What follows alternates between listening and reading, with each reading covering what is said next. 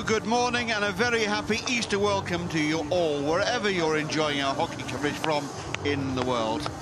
Well, after 2 full-on days of KO 16 action, we now have our 8 quarter-finalists, and over the next 2 days we will further reduce that number down to the final 4, who will contest the title and the minor places at Whitsun. The first 2 combatants to take centre stage here in Amsterdam are Leuven from Belgium and Athletic Terrassa from Catalonia in Spain. Leuven proved too strong for the Polish champions on the opening day, while Terrassa edged out another Belgian opponent, Dragons, in a shootout, having only equalised in stoppage time. Real drama there, and it may well be more of the same in this one today. Terrassa never got beyond the quarter-finals before in 7 attempts, whereas Leuven, powered by their Spanish captain, Pau Camada, made it to the final 4 in their debut season. It's the first of 4 potentially cracking matches. Let's hope it gets this Easter day off to a great start. Well, there is the Terrassa team. Mark Calzada preferred in goal today. We'll keep an eye. They do have a habit of changing their keepers around. Jordi Carrera, key defender for them. Mark Salas, always influential in the engine room, as is Rock Oliver. So a talented squad there. And there are the Terrassa boys in their yellow and black strip.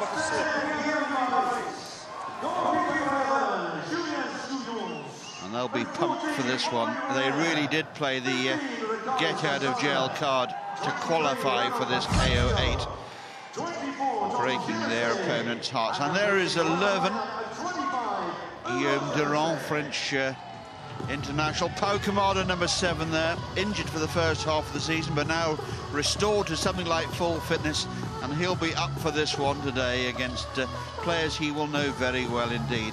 A couple more key players from 24 and 25, Tom and Hugo Geneste. Leuven, a really international outfit here. We're going to look back on their action from the first day now.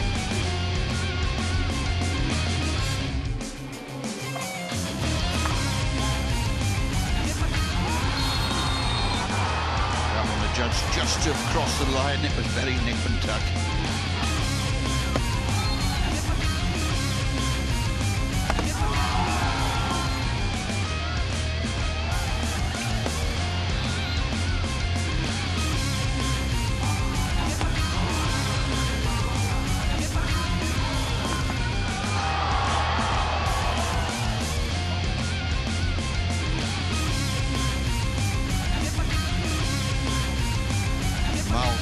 Mark Calzada there, the real hero then, and there he is again now, starting in the Terrassa net for this one.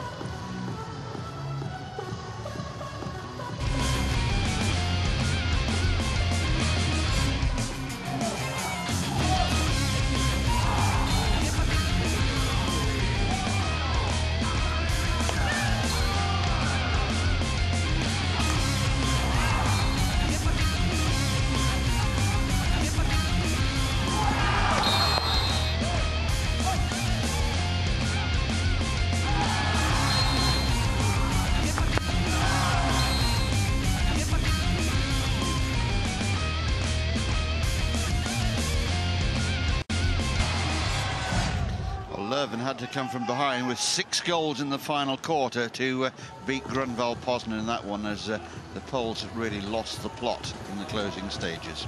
Our 2 match umpires today, Koen van Bunge from the Netherlands. He's over on the far side. And he's joined by Nathan Stagno from Gibraltar, International Hockey Federation's Umpire of the Year for last season. He's got the open grandstand behind him. Weather at the moment much better than forecast. It's reasonably chilly, strong breeze as well, but hopefully it'll blow away the rain clouds that very much dominated the forecast. So we're just waiting for the signal to get this one underway. Athletic Terrassa in the yellow shirts. Rock Oliver over the ball in the centre. Will have the first use of that ball against KHC Leuven.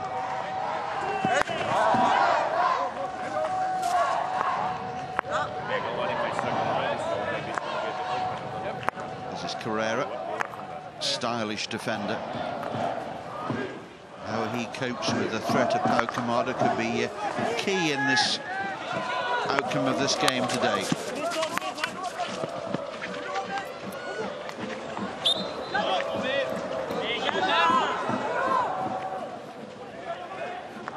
Tarasa working it out to the left side. There's a half stop there from Oriol Malgotha. He's not punished for it, though, able to recover the situation. And Perea on again through Beltran. Sideline ball.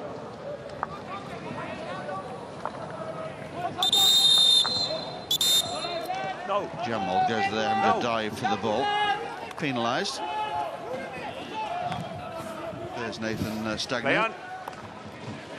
Advantage Leuven in the heads-to-heads in the EHL between these two sides. It's a lovely ball. Bright start this from Leuven. Can they create something here? Ball pulled across. Calzada's gone to ground, and the defence cover for him as well.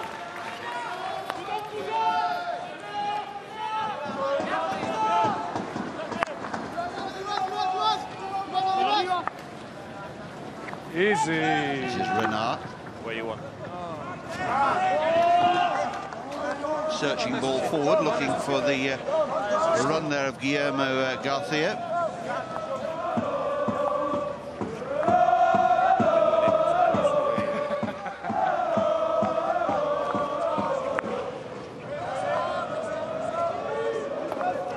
Ja Fons! Ja Fons!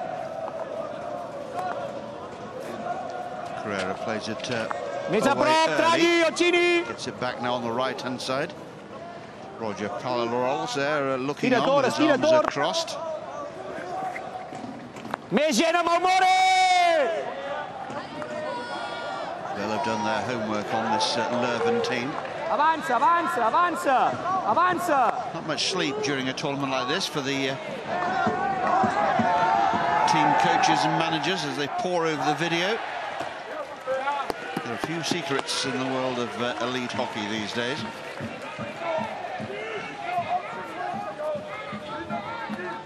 Now Renard again brings the ball out of his circle and just sweeps the ball casually out to his right-hand side.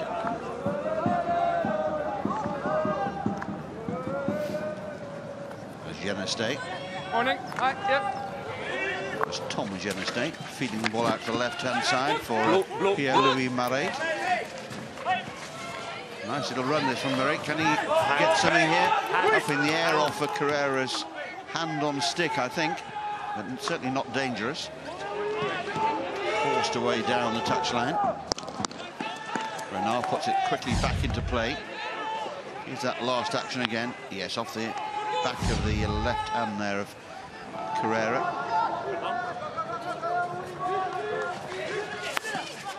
Durand plays the ball back for Geneste again.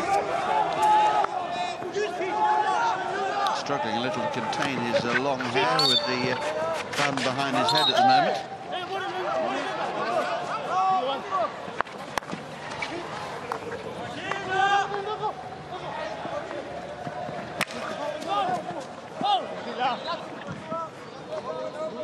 Renard, the last line of Leuven defence.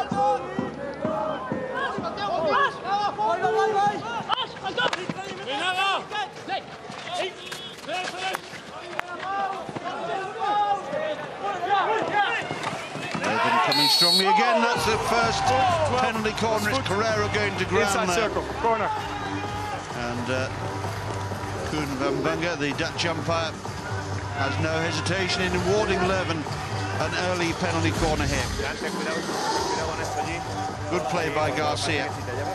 When players go to ground, it's almost inevitable there's going to be a penalty corner.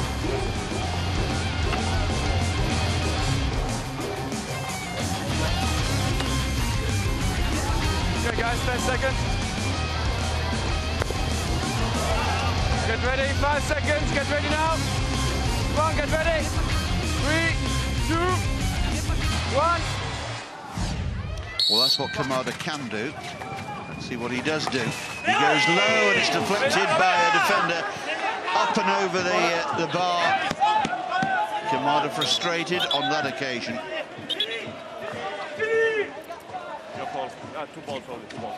Not the tallest of players, doesn't rely on long levers, but it's all about don't do anything the today, energy that don't he can do generate it. through Otherwise the you go stick. off. Both of you, don't do it.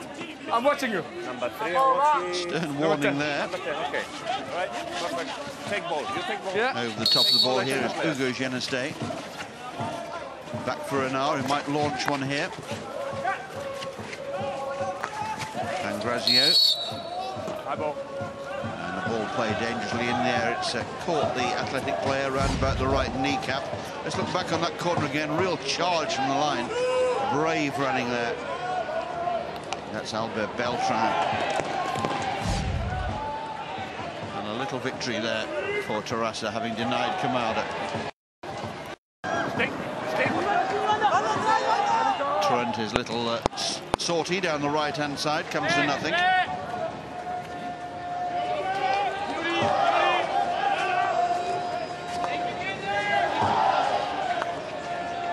Just after midday here in Amsterdam, so it's a good sociable hour to be playing hockey. No early alarm calls required. Carrera goes forward, runs with his eyes up. You see that, watching for the opportunities. Plays the ball onto a Leuven foot. He appeals, but I don't think Nathan Stagner required any real assistance there. Just looking to see where the ball rebounded to. One of the great features of this weekend, we've seen some top umpiring and some really good advantages played. Now there's Mark Salas with the free hit, plays it back, and then the ball's rather wasted into and through that Leuven circle. It was Paul Pariet in the end firing the ball through.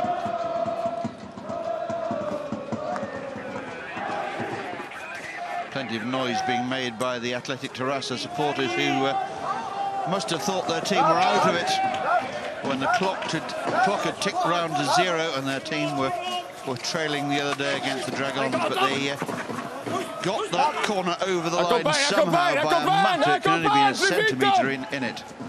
And, well, the rest of it, of course, is a matter for historical record now, the shootout. Great drama. Heartbreak for Dragons and their huge army of supporters. Geneste plays it not particularly accurately to his left. And they need to recycle it again through Renard.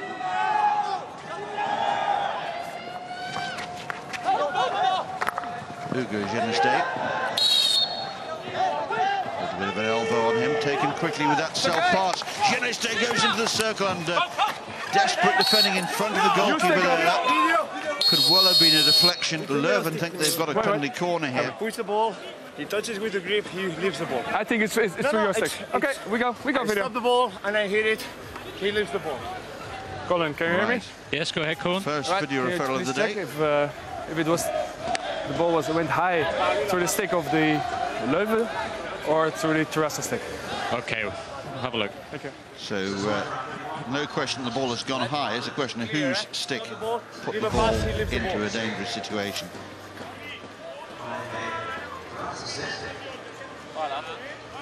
Well, that's the passage of play that Colin Hutchinson will be looking at. That's okay up to that point. Here we go. Up it goes.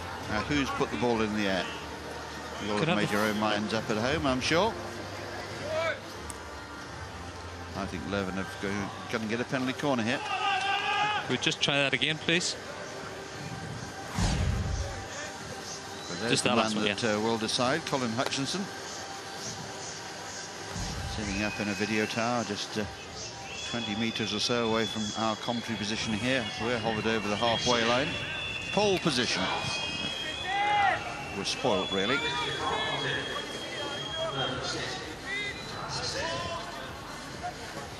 Well, most of the spectators have seen it on the big screen now, and they'll have made their mind up as well. Leuven preparing to take the penalty corner that they're confident is coming their way. Terrassa giving nothing away. They're not going to go back and defend this. Remember, the original decision is to hit the defence. So the video evidence has to be conclusive that to give the umpire reason to change his mind. If not, we go back to the original decision. Okay, we'll go with what we've got. Hello, Colin, can you hear me? Yes, Colin.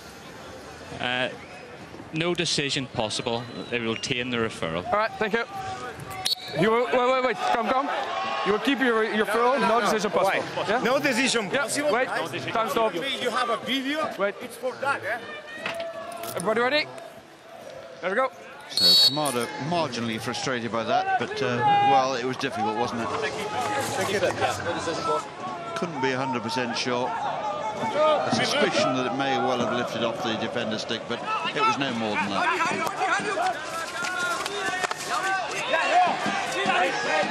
This is better from Tarasa.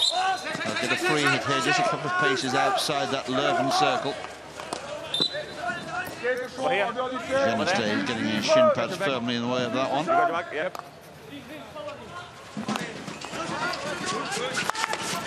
A little bit untidy at the moment, no shortage of endeavour, but a little light on quality perhaps.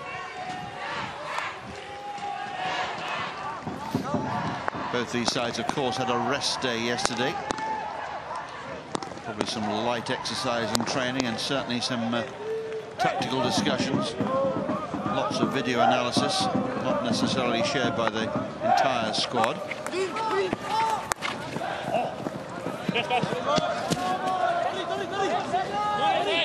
To our supporters, in festive mood down there. They'll be hoping their team can sort this one out and book a place in the Final Four to be hosted in the city of Barcelona at Whitsun, and not put their spectators through the agony that they endured the other day against Dragons when they were as good as out. It's a nice approach work here by Leuven, though. Tarasa yet really to settle into the game. Oriol Malgotha throws a long one. Knows how to play, but good clearance that by Malgotha.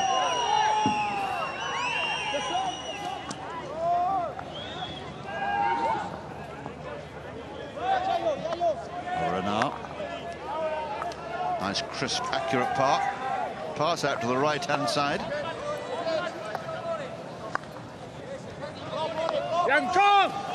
Lucas Sylvester has just come on as part of the interchange planned by Leuven.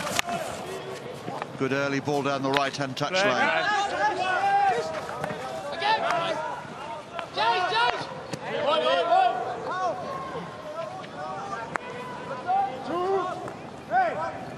Geneste just upping the pace there as he got closer and closer to that Tarasa circle. Easy. Come on. The hand was clear, but you took it with your body. You took the play with your body. The hand wasn't nothing down the just foul. pointing out to Sylvester that although he was happy with the stick, it was the leading with the body that made him blow his whistle.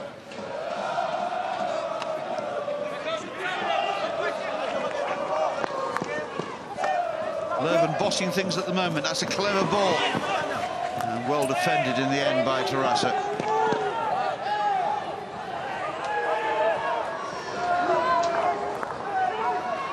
We know Tarasa, a team capable of defending for long periods but retain the danger on the break. Carrera, not the best of stops from him, but no harm done.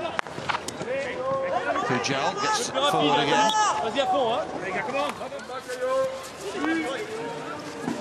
Mark Balto. Half stop there by Renard. And he needs the support there of Santana to get it clear. Spaniard helping out the Belgian team there. Now it's worked to this left-hand side. Bourdouis plays it down to the baseline now. Pulled across the face of the goal by Pangrazio and harmlessly out of play on the far side. Come on, guys, come on. Leuven look the most likely at the moment.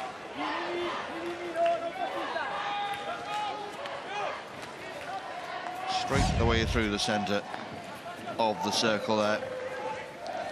From Renaud Pangrazio. Now Carrera.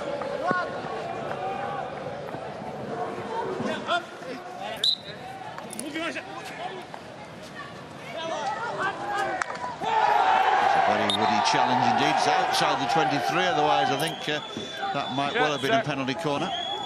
Maybe it sounded worse than it was. Outside, Ricardo outside. Santana, the Yeah, player you. infringing there. Whipped into the circle. Long corner. A long corner. You got the circle? Yeah. Okay, mate. Pujol will take this one. Uses the self-pass. Has a little look. Plays the flat ball in. Well defended there by Leuven. And the last touch on the ball before it goes out of play is off a yellow stick. So about 2.5 minutes left in this, the first quarter here. We're still waiting for our first goal. Leuven had perhaps carved out the better opportunities.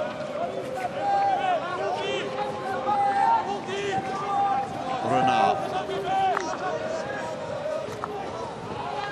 Wardodwe. Nice little ball forward.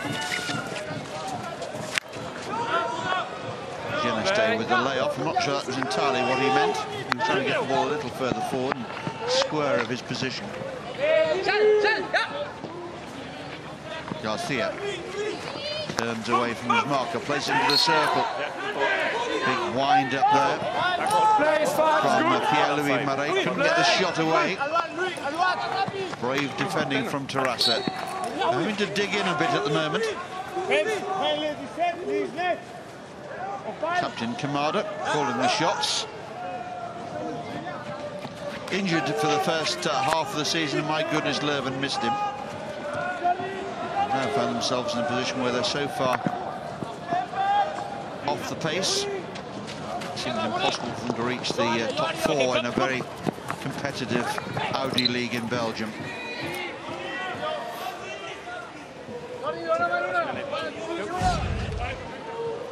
Different team when Kamada is playing. He wasn't the only miss. Guillaume Durand was similarly indisposed. Santana.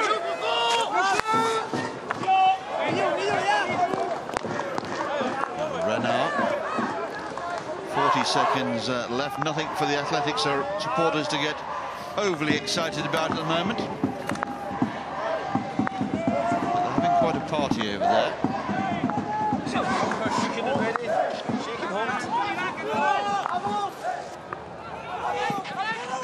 Renard fires it straight down the field. Carrera steps in, Stick, twice.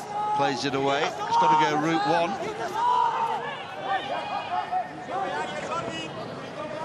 Garcia.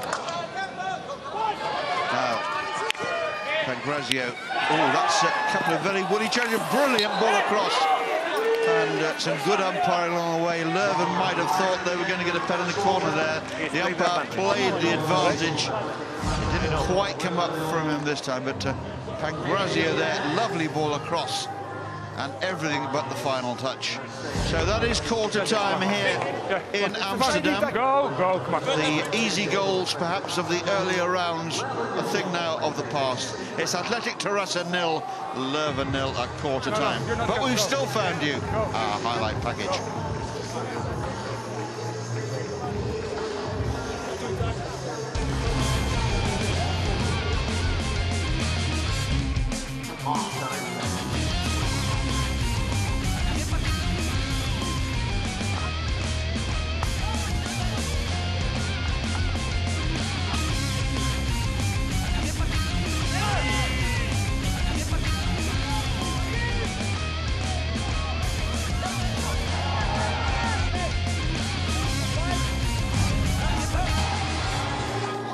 So no goals to grace this Easter Sunday yet, but no shortage of honest endeavour. A little light, as I said earlier, perhaps on some of the quality that both coaches will be demanding as these two sides settle into what is sure to be a battle royal right to the very end here. We've welcomed your comments from around the world. Lovely to know that our pictures are going out to places as far-flung as Australia and New Zealand, South Africa, America, as well, of course, as all around Europe. And we do appreciate your messages of goodwill and support. Nice to know how much you're enjoying it. And I hope the people who've made their way here to this famous old Wagner Stadium are enjoying the live action as well, because it's been Yet another hockey celebration, a hockey party from first to last.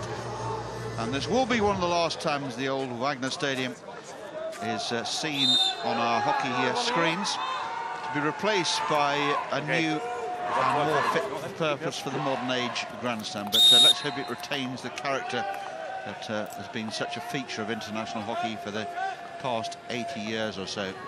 Built originally in 1938. Very different times those were, of course.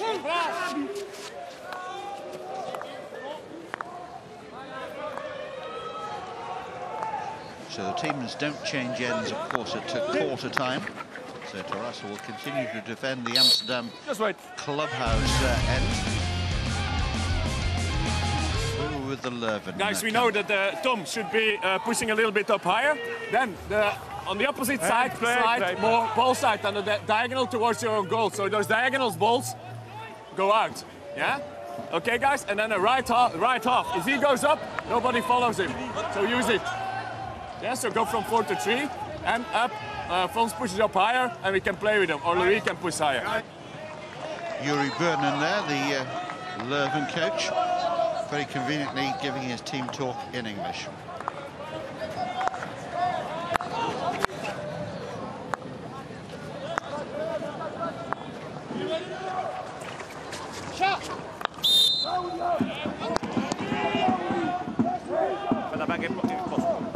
Free hit here for Leuven.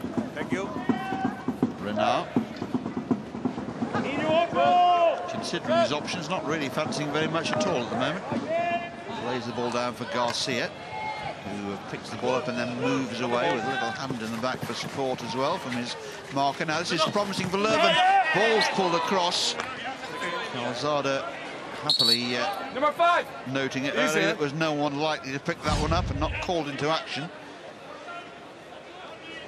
Not the brightest of starts this by Terrassa. They're in danger of being overrun by a rampant-looking Leuven. But they did show their quality, being able to absorb a huge amount of pressure against the Dragons, who, although they got the one goal, couldn't add to that lead, and then were caught right at the death.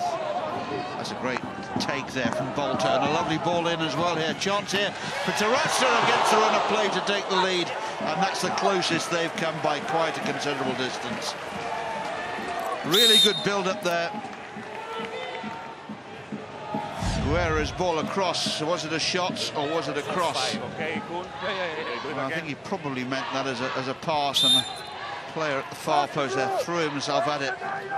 Just couldn't get a touch on it. It would have been a spectacular goal for Kim Malgotha there. Throwing himself in, just needed a touch. Just out of his reach. So that, by some distance, the best Athletica Terrassa attack so far. It's nicely taken from the Jan Malgotha. Takes it to the baseline, plays the ball across, is in the mix. It's a good spell from Terrassa. Rejuvenated since quarter time. But here come Leuven on the break as the game suddenly opens up. Just out of play.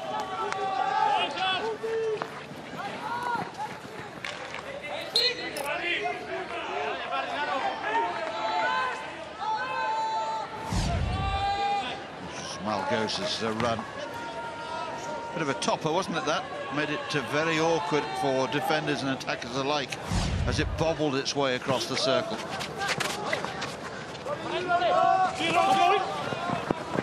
Geneste.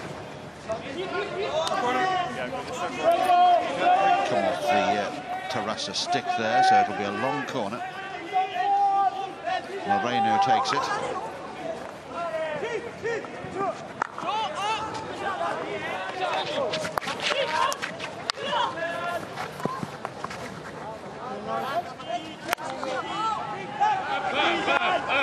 That's it, guys. Santana moves it on again through Durand.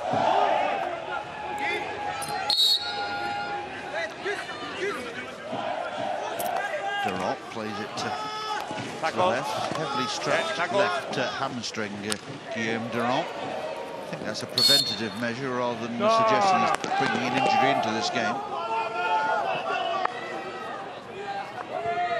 Fedein, no? Geneste. Moreno. Geneste got lucky there, not this time though. Now Balto. A retreating Geneste picks up a loose pass from Terrassa. Renard throws one over the top. This is Kamada.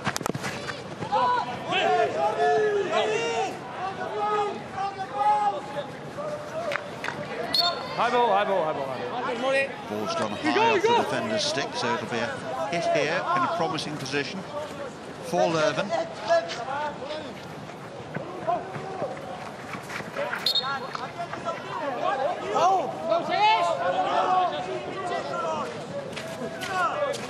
Rock Oliver and Paul Kamada enjoying the moment there. One of the hallmarks of the first 2 days of the Euro Hockey League action here from Amsterdam has been the huge sporting rivalries. Have never been at the expense of good discipline. Been some great struggles. The all-German affair between Uhlenhorst and Hamburger and Rot-Weiss Cologne, for example, will stick in my mind for some time. Rot-Weiss coming out on top in that one. And Euro Hockey's most successful team historically, Uhlenhorst from Hamburg, missing out.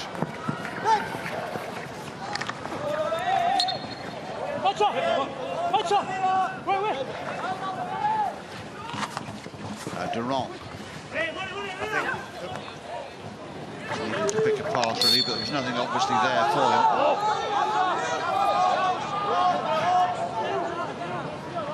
There's Guillaume Durant.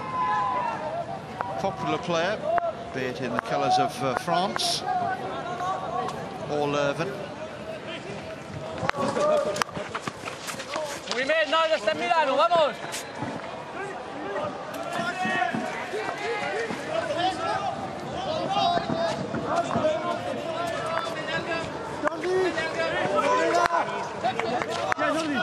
Pereira.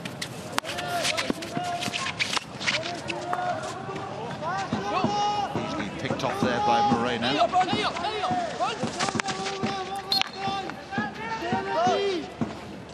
Alfonso Moreno throws it high.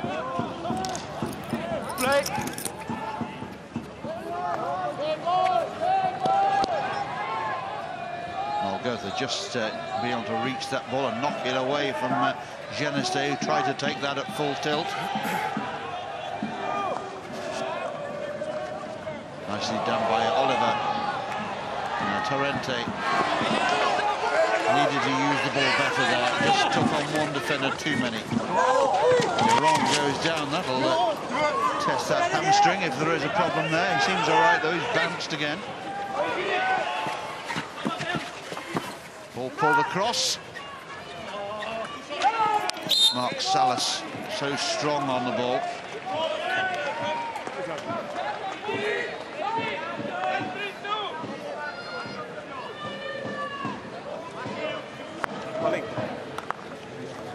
Colin. Just have a look at that situation there when the Spanish press bounced.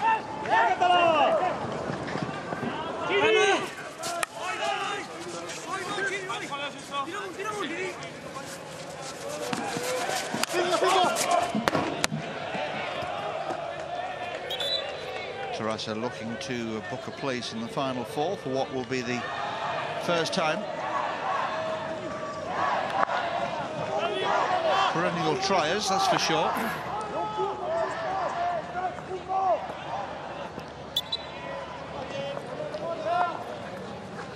Geneste plays the ball forward and it's touched off the stick there of Tom de Groot and into the back of the net, but well outside the shooting circle. Fácil, fácil.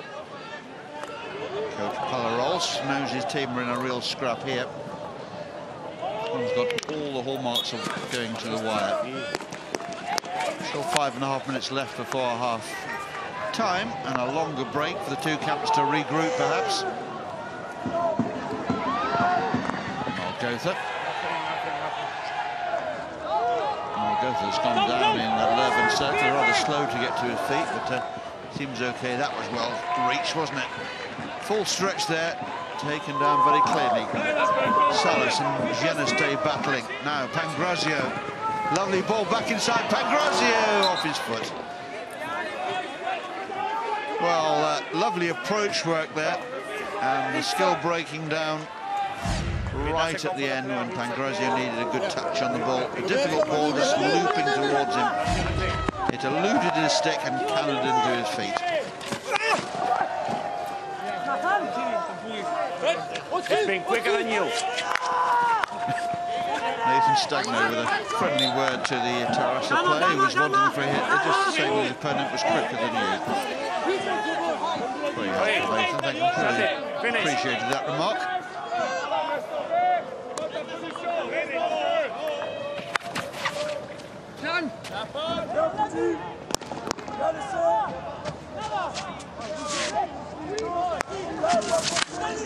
The award of the International Umpire of the Year was made here yesterday to Nathan Stagno. Nice for him to be surrounded by his peers, as it were. Much liked umpire. Geneste left it and gave Tarasa a problem.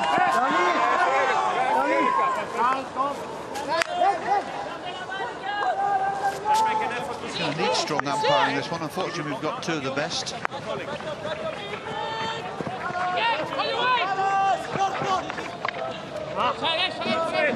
De Groot gets the ball back. Silvestre. Cut his way back to his own circle.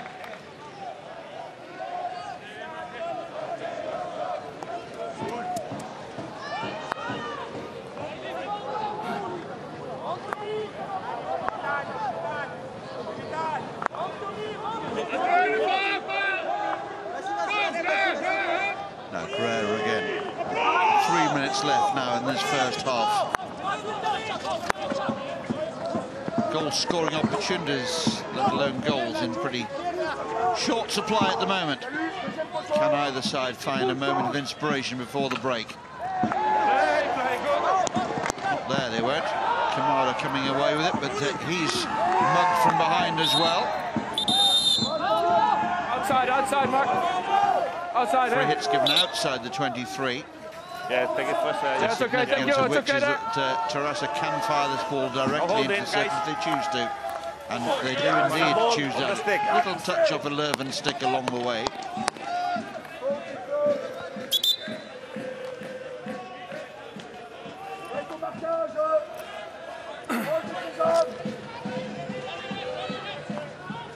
Salas back for Carrera. 16.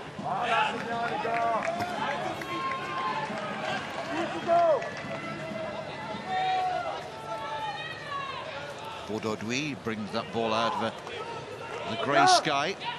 Geneste, nice little deception there. Plays the ball on for Kamada. Leuven making good progress down that right-hand side. Now they come back through the centre again. Geneste chops one in. Always difficult to control it at pace on that reverse stick side. The Argentine backhand there, and that from Tom Geneste. Always on the rise. Vas-y Louis, hop. Vas-y Willy, vas-y Willy. Encore. Coach with his hands deep in his pockets. He'll be pleased with the way his team started this game. Less perhaps so the way the second quarter has gone. It's been a lot more It's behind you. It's behind you, running behind you. So it's two of you. It's two of you running together. Must have learned from the Dragons defeat is that when you're on top, you've got to take your chances against this Tarasa team.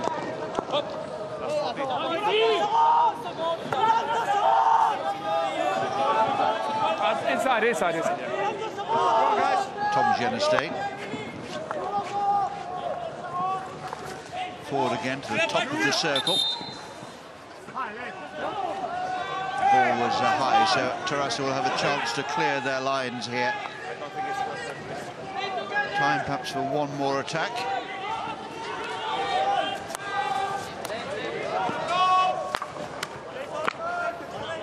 Guerra with a little layoff. It was a The idea was right.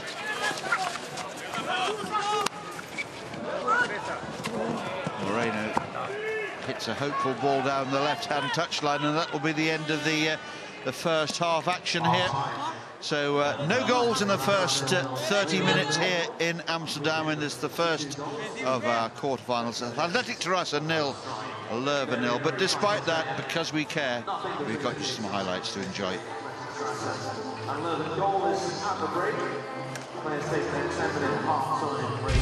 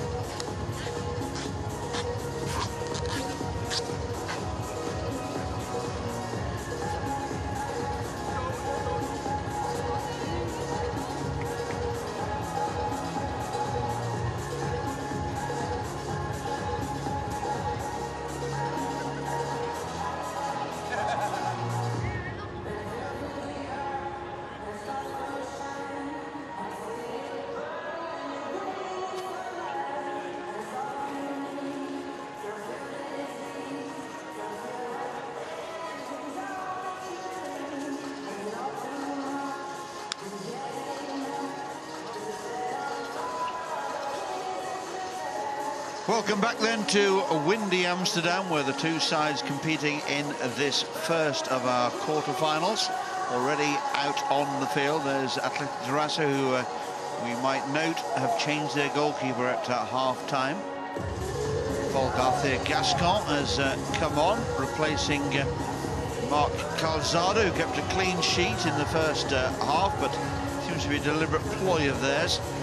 They did something similar in their KO16 game, then brought Calzado back spectacularly, as it turned out, for the shootout. So there's Garcia, who's been out warming up with Calzado at half-time, making sure he's not caught cold, playing in his 8th EHL game. Paul Garcia, Gascon. Just tell the table that I'm not sure how well. Crowd being kept waiting for the first goal here. Not too many clear-cut opportunities. There's the Terrassa contingent, who were in party mood. Lovely to see it. Not quite, perhaps, the warmth of Barcelona here. Doesn't seem to be bothering them.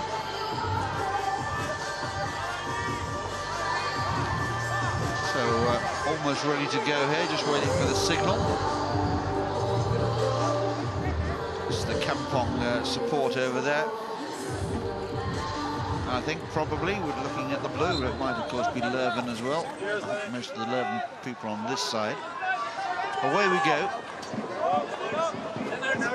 Two Geneste brothers linking at the start of this second half. Now Leuven attacking the goal away to our right-hand side here.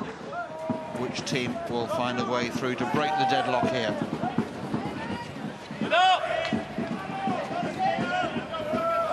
Cagey stuff would probably be the way to denote the first half an hour's action. Just need a little bit of inspiration. Two sides are well capable of finding that inspiration. The goal would change this game completely.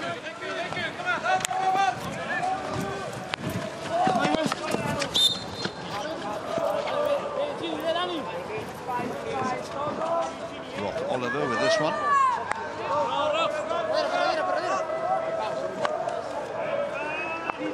Carrera.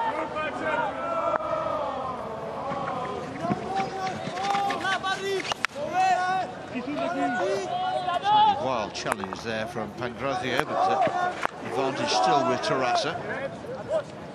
Carrera. A little slip, but he still kept possession away from Durant. Leuven stopped momentarily there, expecting a free hit. This is Salas, plays the ball back. Whipped away there by Geneste. Oliver was closing in on that one. Julio Margot plays it into the Leuven circle, and that's found the foot there. And we've got a penalty corner right at the start of the second half. Audrey Renal not able to defend his feet, and a chance here for Terrassa. Their first penalty corner of the game.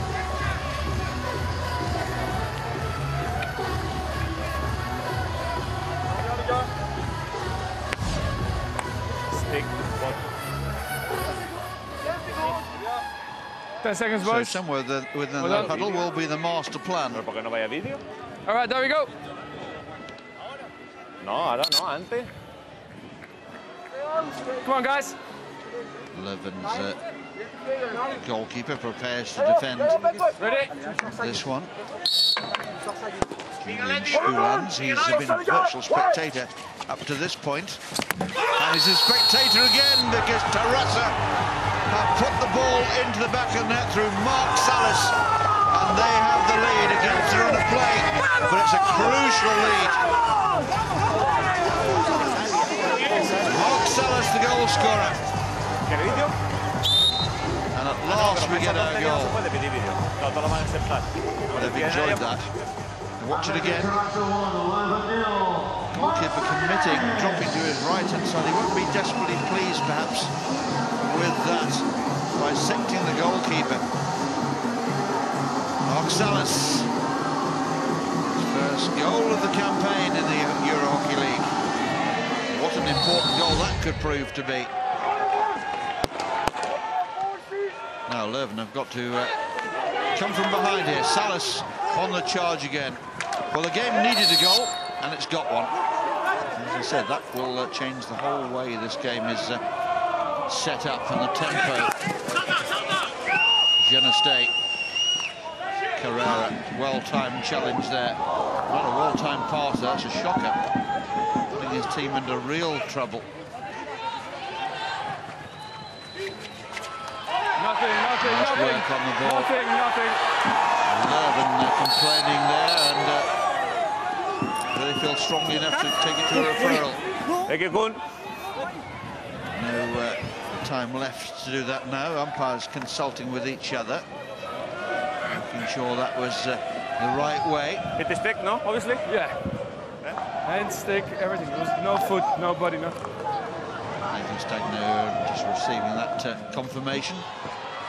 Now Geneste shoots, and instantly Leuven have responded. It was Geneste's shot. I think that Pangrazio may have got the final touch. We'll have to look back at the replay. Leuven spectators delighted, having just gone behind. Terrasse's defence going to sleep, and yes, it's Pangrazio there, just getting the final touch. I think this is the angle.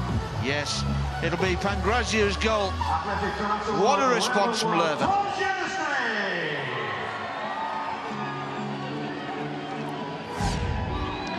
There's our goal scorer, Renaud Pangrazio.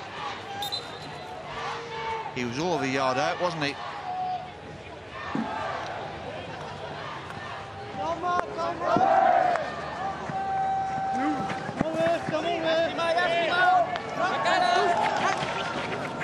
So you, like Amsterdam buses, you wait all day for a goal and then two come along together. And there's a penalty. This game has suddenly changed completely. Both sides now playing with almost reckless abandon. Push in the back. And, go to video. Go to video or not? Get ready. Considering Whether to take this one upstairs to a video referral. I told the other player, the Spanish player before. Well, Leuven fell behind, and Leuven responded immediately with a goal, and that seemed to have stung now Terrasse back into action. And now they've got a penalty corner. We know what happened last time.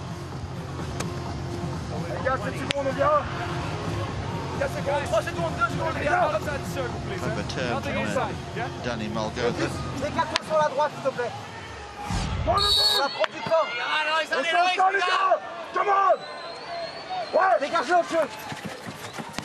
There's another one. 3 goals in about 2 minutes here. And Terrasse back ahead. It's another penalty corner. And Leuven not defending those particularly well. What an extraordinary game we have here. Here it is again. There's the shot. Much better this time. Right in the corner. There's Olivier, the goal scorer. Rock Oliver. His first penalty goal of the campaign. So Salas and Oliver, the goal scorers. 2 big game players. And they produce the goods here.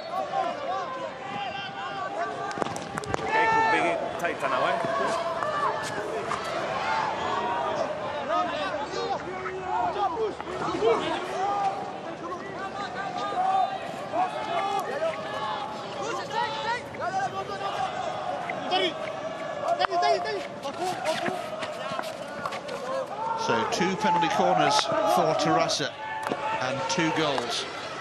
And sandwiched between those 2 strikes, and Pangrazio touching in open play. Well, it was a slow burner this game, but it's come to light now. And we've got a real game on our hands. It's a lovely ball. Just out of the reach in the end, but it was a thumbs up from the far side. Same here. From Kim Malgotha. Wasn't far away from that one.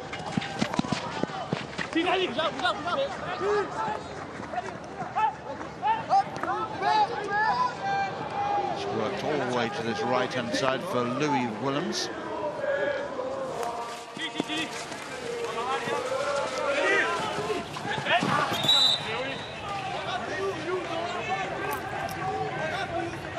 Good attack from Leuven, but no final flourish there.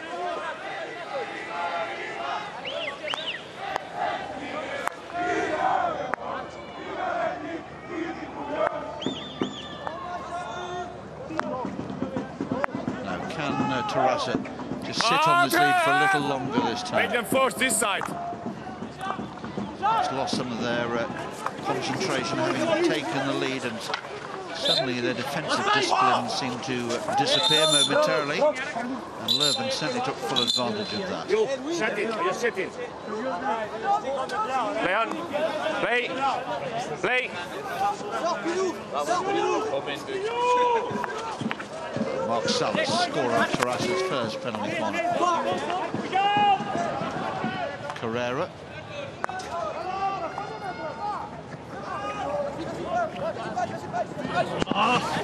Good aerial, just wasn't well received. Pujal might have done a little better with that.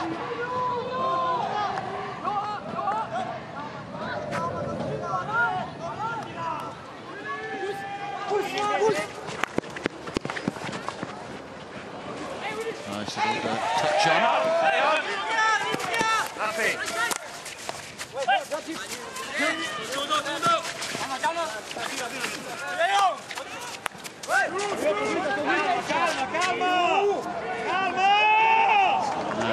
Guillaume Durand.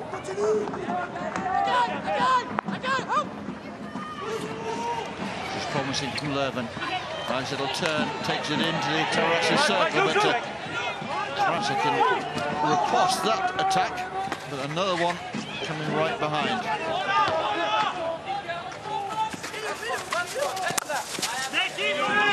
It's come last off a Leuven stick, so sideline ball here in favour of Terrassa.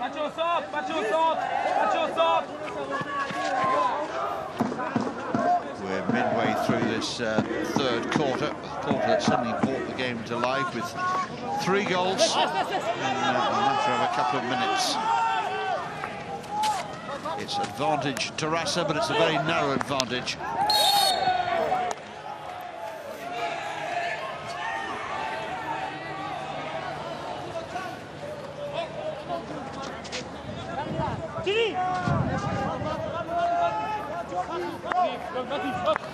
Kamada's been a little quiet, and I think that's part of the problems that Leuven are having at the moment. They're looking to Kamada, and he's been given some close attention, as you might expect. Perhaps a little bit down on energy at the moment. All that can change in a trice, though. Oh, yeah. Terrassa player going down, he was thinking he'd been pushed there. I think there was contact, but whether it was enough to send him sprawling is another matter altogether.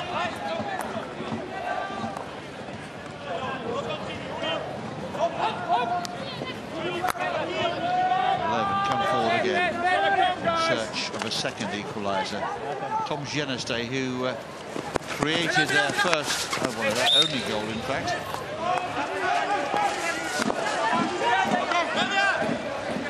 Santana, back for Geneste. It's worked out well. And Terrassa goalkeeper sliding out there. Garcia Gascon.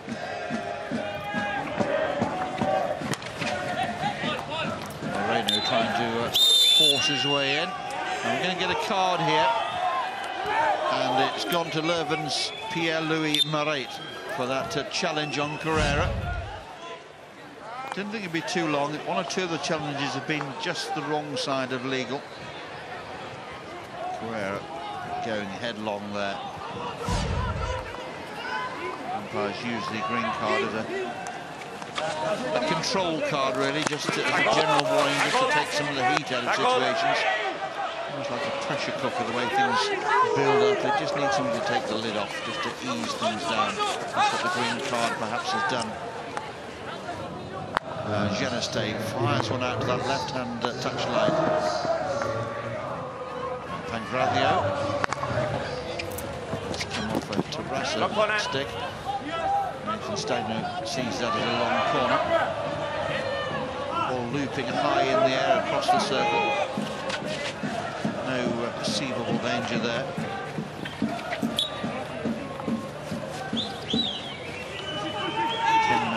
Lurven doing most of the attacking at the moment. No way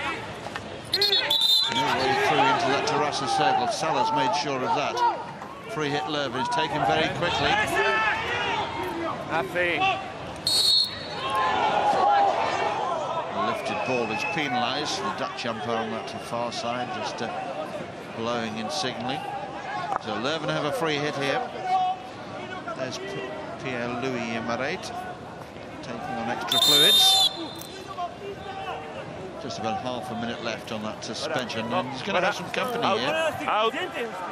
Kamada, I think, has been carded here. I think we've got one of each team for some unnecessary pushing in the circle. Kamada making way across with Paul Porilla.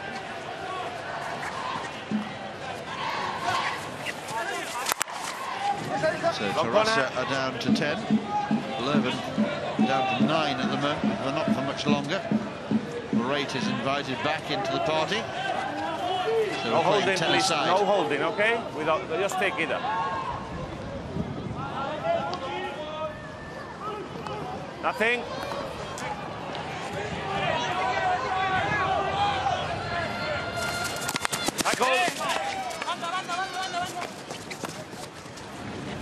Nice ball into the midfield. Athletic Tarasa coming again. Lurven setting their stall out across the halfway line, making it difficult for them to make further progress. Now Moreno.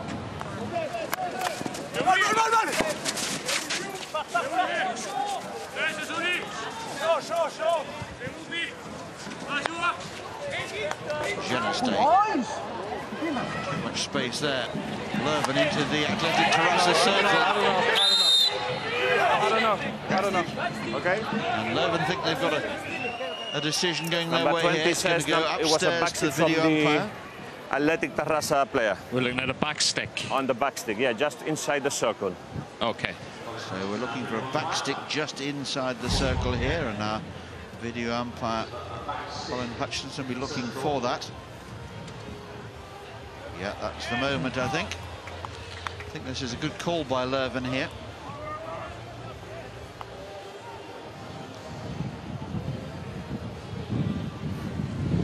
Nothing deliberate. Okay, that's fine. Just bouncing up. El tío lo dice, no, pero no creo. Hello, Nathan? Yeah. Yes, Nathan, it has gone on to the back of the stick. It's not deliberate, but it has been played by the back of the stick. Penalty corner. Okay. They retain that by 11. And Athletic Tarasa will have to face up to a corner here.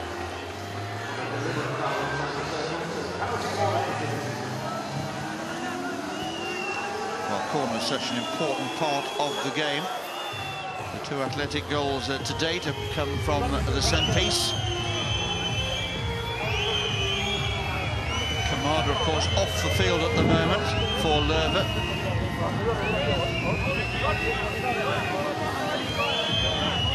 Let's go. Let's see what else they can produce. Okay. Let's go. Wait. Play. Moreno to push the ball out from the baseline. There's the stop. There's the flick. Good save. And off the goalkeeper, high into the body of the on-rushing Lurven attacker there. But good save that from the athletic goalkeeper.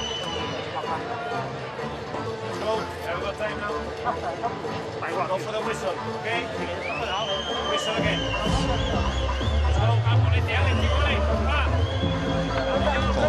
Gascon getting across well there. They couldn't control the rebound. Now, another corner shot goes in again. It's kept out. Goalkeeper punches the air in celebration. Nothing if not a showman. Well, that's poor.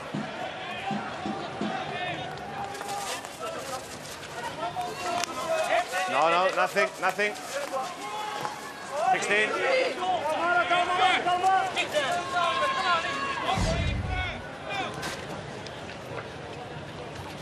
There's the last penalty corner attempt, far too straight. Quite easy for the goalkeeper, that. Just coming straight at him. We have to be more Find a better focused now angle to inside. beat a goalkeeper with that standard. What happened just now? Okay, they know. Malgotha plays the ball early.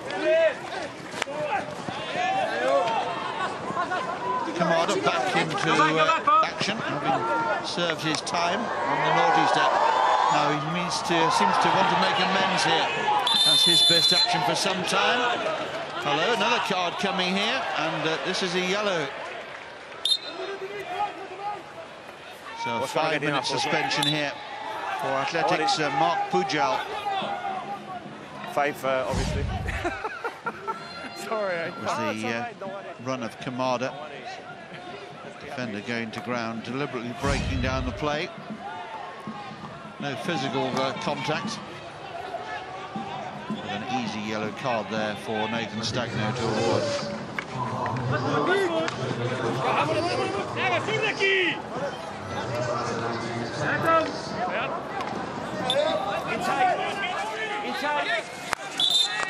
Sorry, just trying to increase the tempo a little bit here as they try their hardest to get back onto terms. Just over a minute left in this, the goal-laden third quarter. Straight onto the open stick there of Jordi Carrera. Now the race is on here, it's 2 against 2. Ball just about gathered in. Free hit outside the circle for Athletic.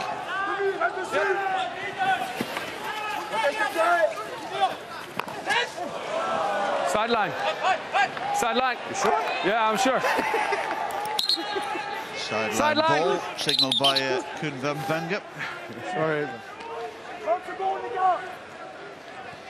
Umpires enjoying a joke. Nice to know they feel so relaxed. Don't think the Athletic coach is quite as relaxed. Get it, get it. Get it! Anxious times for both coaches, but Roger Polarols has this narrow advantage. And he's watching his team trying to defend it. Now what's that come off? Long corner, says Nathan Stagno. Needed a calm head there from the umpire. Just took stock of what happened. That will be the last action of a fantastic third quarter of play here.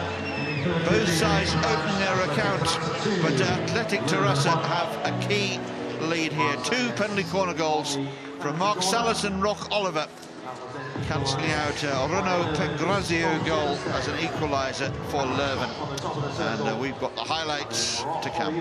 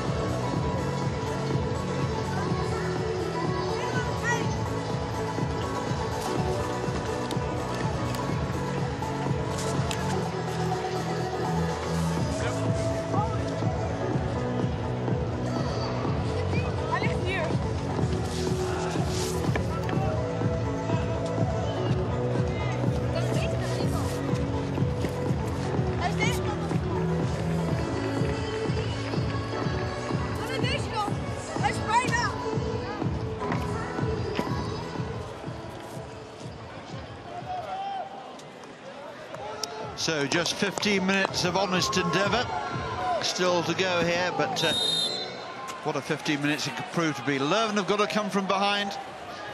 to try and keep their Euro Hockey League campaign going against an athletic team who have a narrow lead and will set their stud out and make life very difficult for Leuven in this final quarter.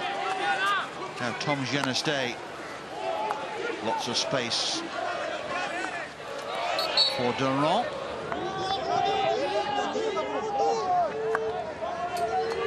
Tom Geneste again took a long look into the circle, fired in the pass, and again Leuven think that's come off. Two of you go. Kick from the number 11 of Athletic. Of what? But a foot? A kick, a foot inside the circle, not a kick. That's it. And very helpfully, Pau Kamada telling us. Yeah, because it's a kick, it's something else, that's why. It's come off Rock Oliver, I think. No. So Colin Hutchinson being given plenty of work in this game to date.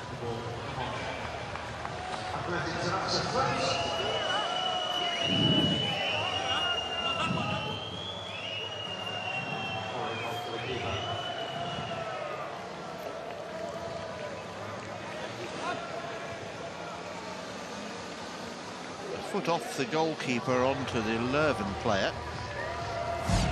Perhaps, have you another angle on that? All a bit of a blur, wasn't it? The earlier passage.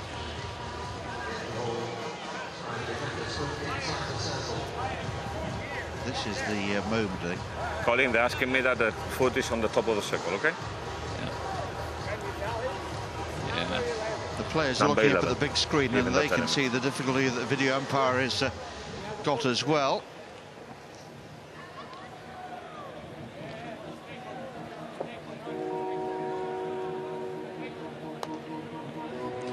Okay, that's fine. See that now, thanks. Hello, Nathan? Yeah. I have a decision for you. Yeah, go ahead. There is a foot inside the circle, penalty corner, and they retain the referral. Cool. Well, Colin Hutchinson's made his mind up, and Leuven have their penalty corner here. No complaints coming from Athletic about that either.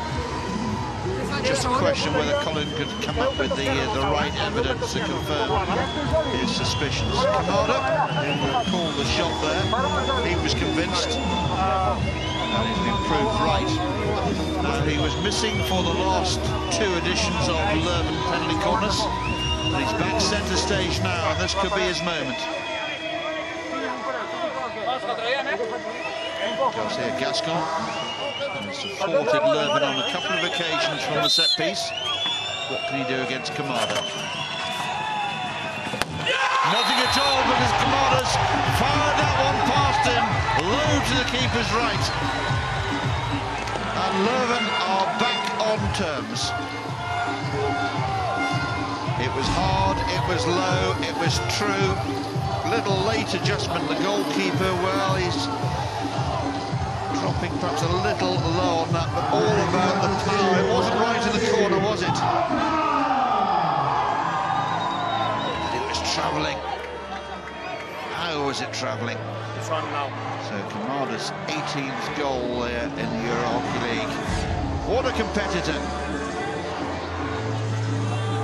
Paul Garcia Gascon beaten at this time. So 2-2. Athletic, remember, down to 10.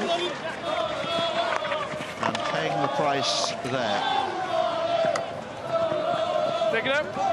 We have to get a winner, remember, if it's all square after 60 minutes, I should say, to 4 quarters, then we go straight to a shootout.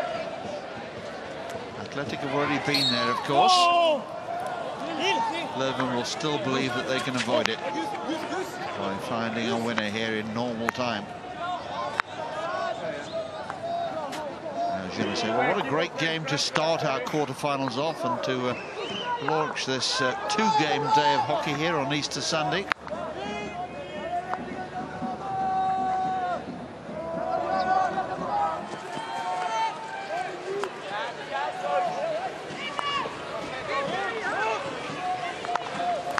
Hugo Geneste fires that one in.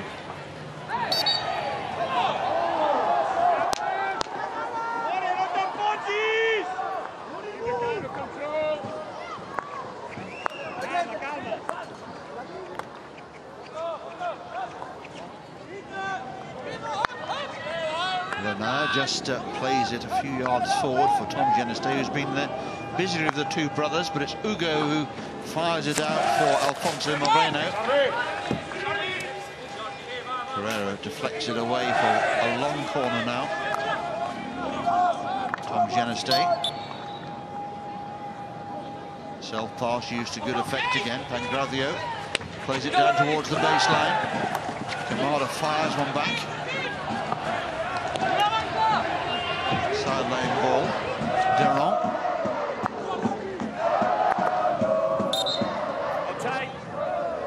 Levin trying to play the game at a high tempo. It seems to suit their style of play well.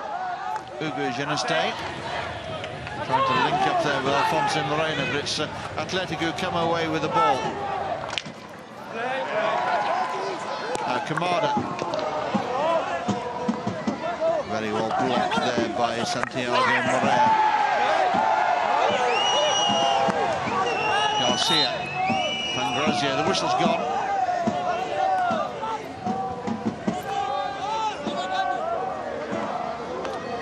Athletic will shortly be back to a full complement. Choosing to bring on Dan Malgotha rather than Mark Pujal. He's back to the team bench, having served his 5 minutes. Moreno surrounded by yellow shirts there. Rock Oliver. Fired high into the circle. That was all going to attract the umpire's attention.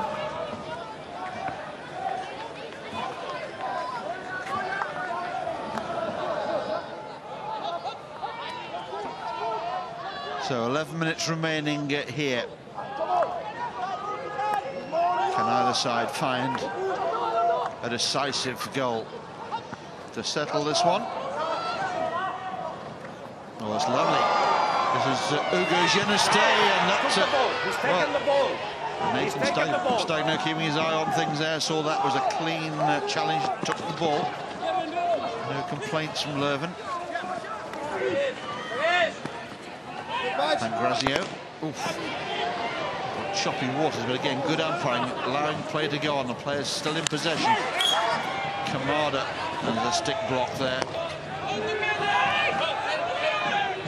Again, absolutely no complaints, knowing the umpires got him banged to rights.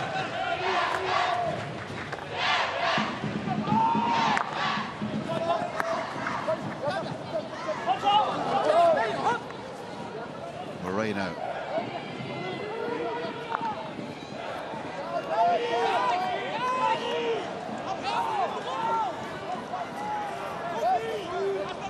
You okay?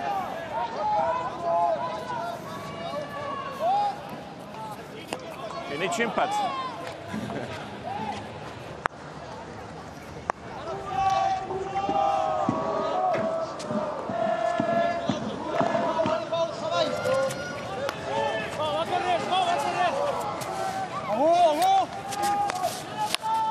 Plenty of nail biting going along there in the Terrassa camp. They've set up stall over in the corner there.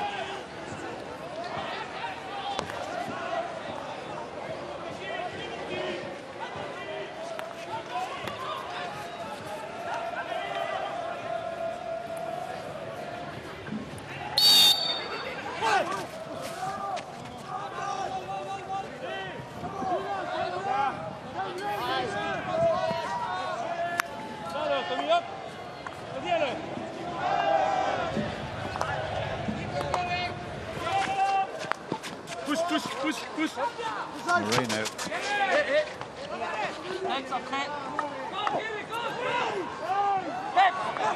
Nicely dug out there by Durant. Hugo Geneste off the Athletic foot. Durant tried to get that left-hand side moving, but nice pick there from Athletic. No. Don't do it.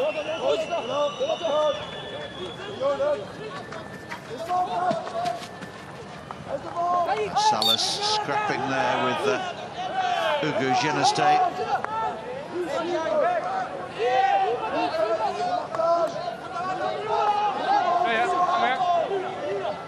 Free hit for Athletic. Fired into the circle. Goalkeeper makes a scrambling and not desperately convincing save. But it's done enough. 11 goalkeeper has been pretty redundant for large sections of this game. Little react there, though.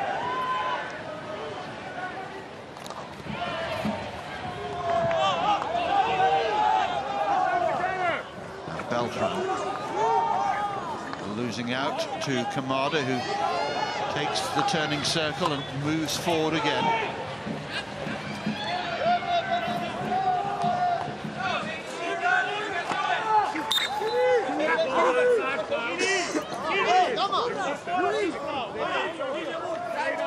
Keep the ball!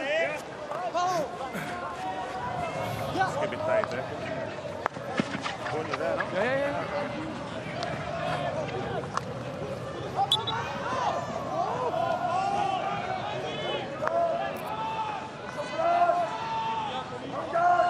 Clock continues to tick away here. Moreno dinks one up and partially over the top. Chini, davant d'ell. Santana on the charge down the right-hand touchline in front of the Leuven bench.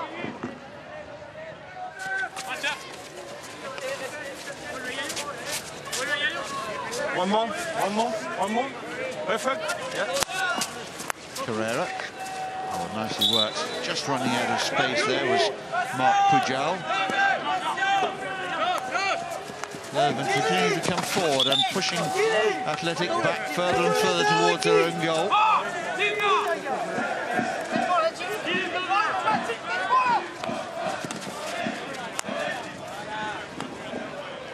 Santana back for Renard.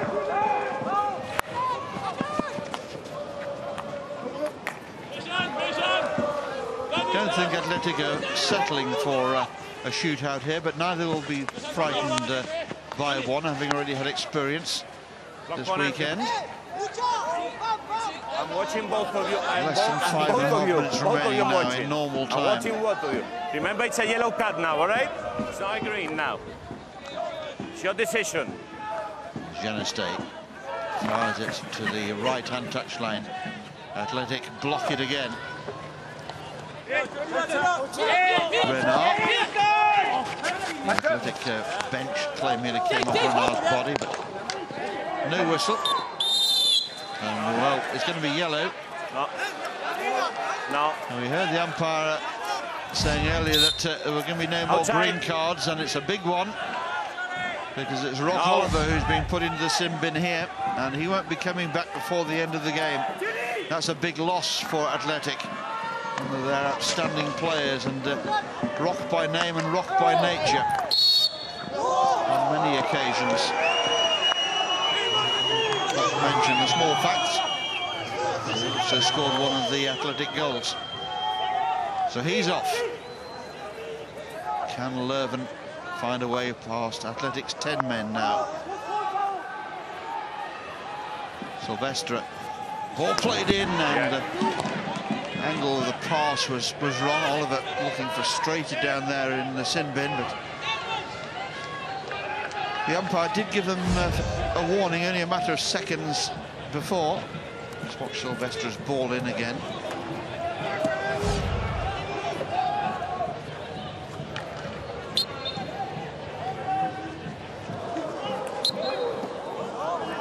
Leave the ball. Everybody 5. Well, what tension here in the closing stages. That's These good. two sides locked together. Good.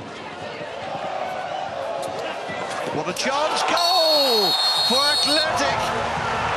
Well, Leuven gave him so much time in the circle, and they found a strike, and it's a late show again from Athletic Terrassa here. They're down to 10. We're into the last 4 minutes. But somewhere, Athletic have found a goal. It's Janmal Gotha, the goal scorer. Una fuera. Here he is, he picked it up outside the circle. He went past 1-2 challenges, and on the reverse stick side, he fired it in. Goalkeeper electing to go down. Happy days here for the Athletic fans. Happy days indeed for Janmal Gotha as well. The 7th game, his first goal, and how important could that be? And Leuven now going to have to throw not just the kitchen sink, but the entire Belgian kitchen at this one. They've got 3 minutes of a lifeline One more back. before the Euro Hockey League season could be over.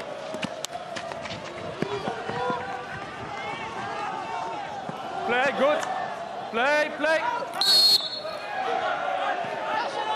Well, the Athletic supporters over there in the corner, they've been in party mood since the get-go this morning, but they've gone into overdrive now.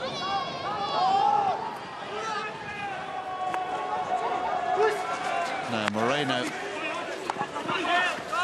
Tom Geneste kicked clear by Long corner from the edge. From the edge. the Athletic keeper. Left the back. Hold that.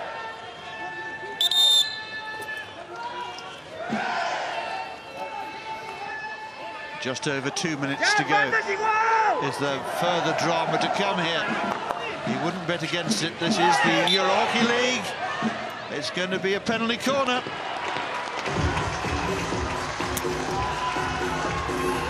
Sorry? They have to do it after the corner. Off the foot. Also, when is the goal or not? Leuven have a chance here. Then we take a decision. Just checking, yes, Kamada is on the field. There he is, the left of our shot.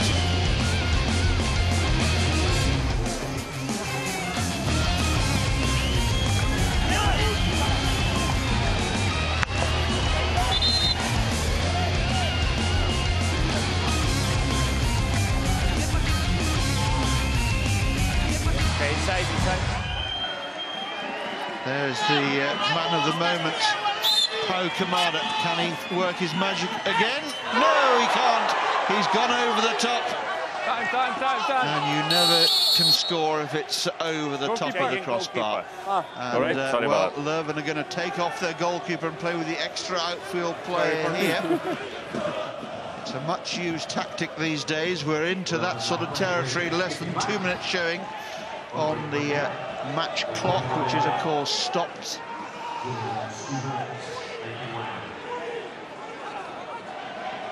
Renard pulling on a fluorescent orange bib, which shows that he has the privileges of a kicking back, the goalkeeper in the circle. Now Leuven coming again. Garcia. This is Kamada. He's certainly not giving it up. Long corner. Taken quickly. Moreno. All the Athletic players back defending, and rather rushed there by Alfonso Moreno. Ball played in the air, and some breathing space here for Athletic. This was the last corner. A little bit too much adrenaline fueling that, perhaps, and over the top it went. Athletic happy to run the ball down towards that corner flag. Time very much on their side. We're into the last minute. Not too many more opportunities for Leuven to get back on terms here. It's A outside. goalless first half, but this second half and the third quarter in particular It's outside the really circle. came to life. Okay. Video. Okay. They are asking that the goalkeeper has played the ball outside the D. No idea. Okay, if they want to ask that, that's fine. Yeah, the kicking back, The kicking back plays the ball with his foot outside of the circle. So they're looking for a penalty corner. Penalty corner. Okay, so the question here has to be a deliberate play then. No, it was. Athletic is saying that the Leuven kicking back, which is Adrien Yeah, they're asking Renard, for like a has deliberate played this foul with because his it was foot going inside the outside the circle. circle. Van Bunga could hardly have been better positioned. Okay. He's checking for you. That's fine. That's Take fine. 5 here, okay? I see no reason to change the All right, decision. 3 hit, They take lose 5. their referral. Okay. Wait. Mickey, you lose a referral, okay? Mickey, you lose a referral, okay? The decision I've stands no with the time. umpire. No intentional, okay? It's your... Wait, So it's the a clock free was, hit to Terrassa. stopped No, wait. at It's a free hit. 44 seconds Nothing. remaining. Yeah, 5, everybody 5. Which in terms of hockey is plenty of time. But you need the ball first of all, and Leuven need the ball urgently. They've got it now. Now Moreno. Ooh, wild challenge on him. Kamada. Geneste. Free hit outside the circle. This is the last chance saloon here for Leuven. It's played in, batted away by Salas.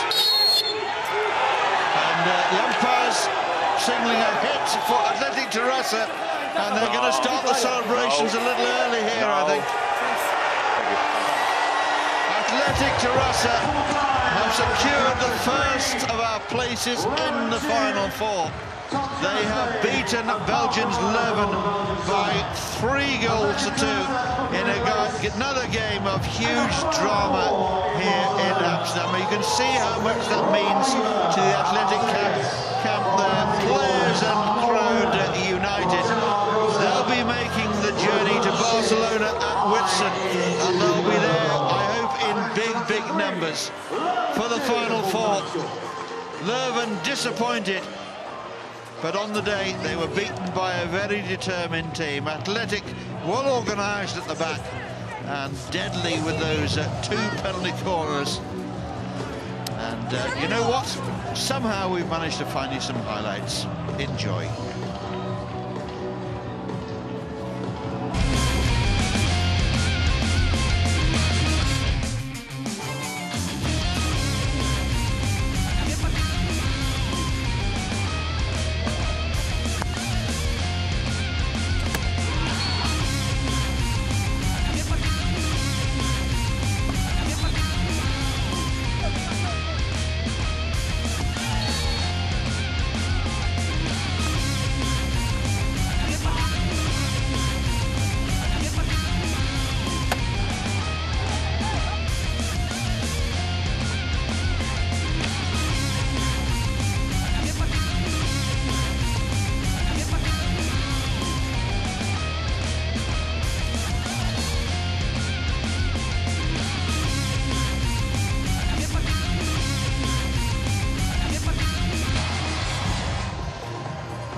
So the Athletic Terrassa celebrations can continue now on this Easter Sunday.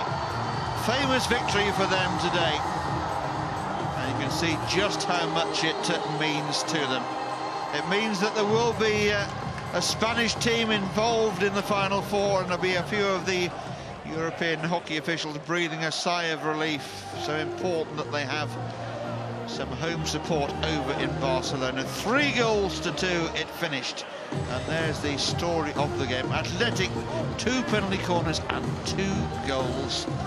Kamada had that last late penalty corner to tie things up for Leuven, but he couldn't find the right one, and he fired it high over the top. The set piece, so important. A cagey affair then perhaps in the early stages, but it came to life in the second half, and as usual with your Hockey League, it didn't disappoint. So we've got the first of our Final Four decided, and next up we've got a fascinating match in prospect as Rotweiss Cologne take on Kampong from Utrecht, and I hope very much we'll have your company for that one as well. So final scoreline here for you from Amsterdam. Athletic Terrassa 3, Leuven 2.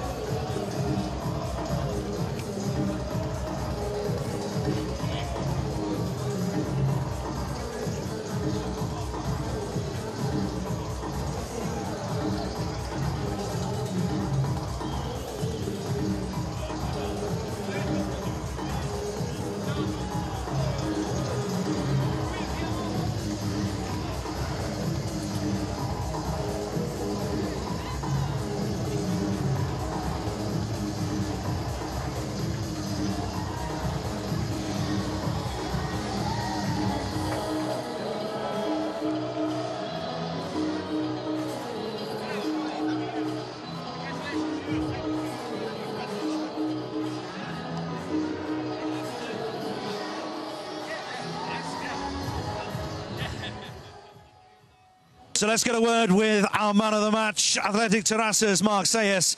Mark, you've made EHL history for your club. The Final Four is Athletic Terrassa's best ever performance. That's incredible. Yeah, I think nobody can believe it. We arrived here just to play against Dragons and try to win, try to beat them. We did it. Now we beat Leuven and we go to Barcelona to Final Four. We'll see. It's been a very emotional weekend, really tight games you've been involved in, the shootout in the KO16, and now this one. Yeah, I think we always fight till the end.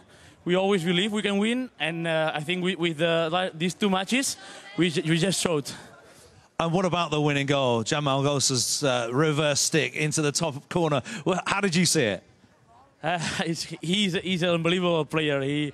He make everything that it looks impossible, and he always does it at the training. But he made it KO8, so it's fucking amazing.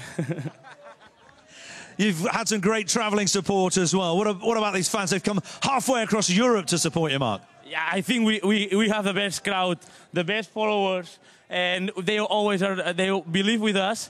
We believe that with them. And it's crazy because they never quit singing, quit cheering for us, and we love them and they love us. That's great to hear. And, well, the question is, can you do it? The Final Four is in Barcelona. Can you win the EHL? I think we're going to play first the semi-final, and then if we win, we go to play the final. But, yeah, everything is possible. Until the referee never stopped the whistle, we just fight till the end. Marseilles, congratulations, man of the match, into the Final Four. Thank you very much.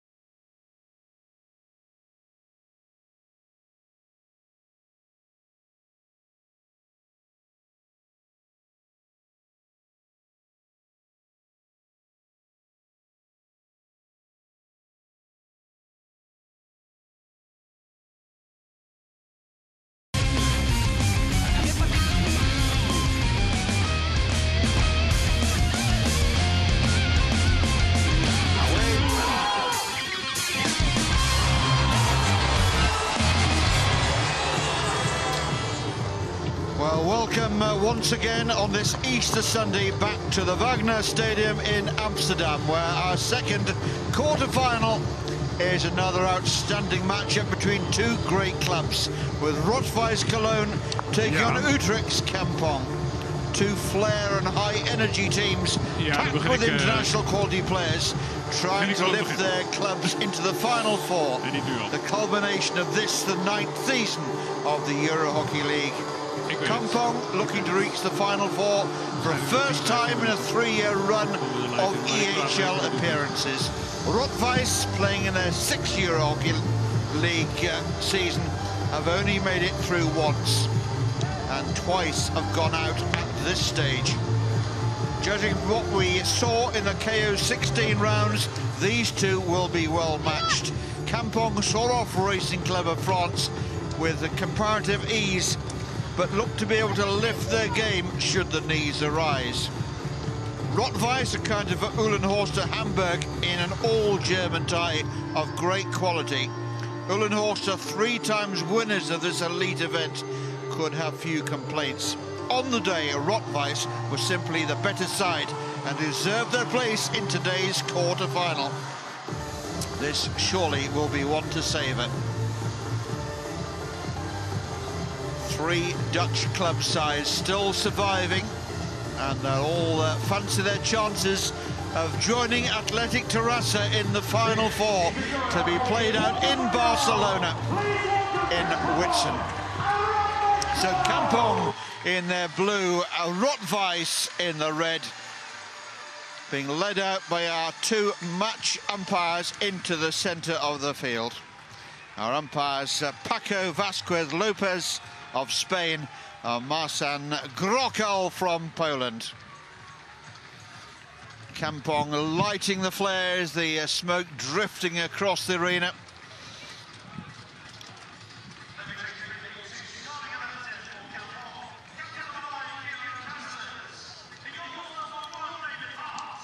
Don't worry, the smoke will clear at some point. There's the Kampong lineup. David Hart, the international goalkeeper of the year in their net, Irish international. Karajan Kaspers and Konstantin Jonker, 2 talented players. Sander de Wijn, and of course, number 14, Robert Kemperman, one of the game's really top players. But that's a quality-looking side from Kampong, and this just the sort of arena that they will want to ignite.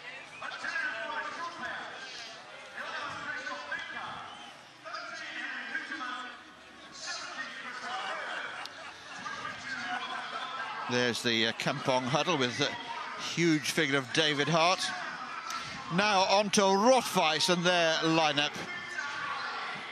Victor Ali in the goal. The 2 Grambusch brothers, Mats and Tom.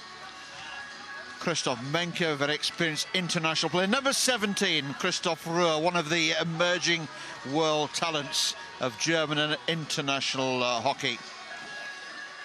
It could hardly be a more fascinating contest, so much at stake.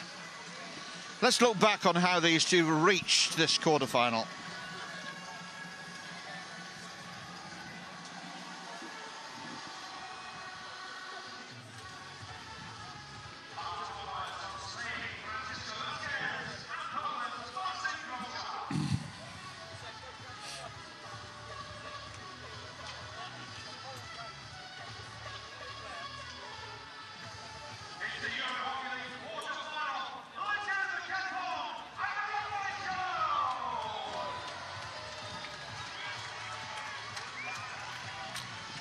Kampong then playing in the red with far too much quality about their team for Racing Club de France. It may well be a much tougher game today. Rot-Weiss playing in the all red. Let's look at how they reached here.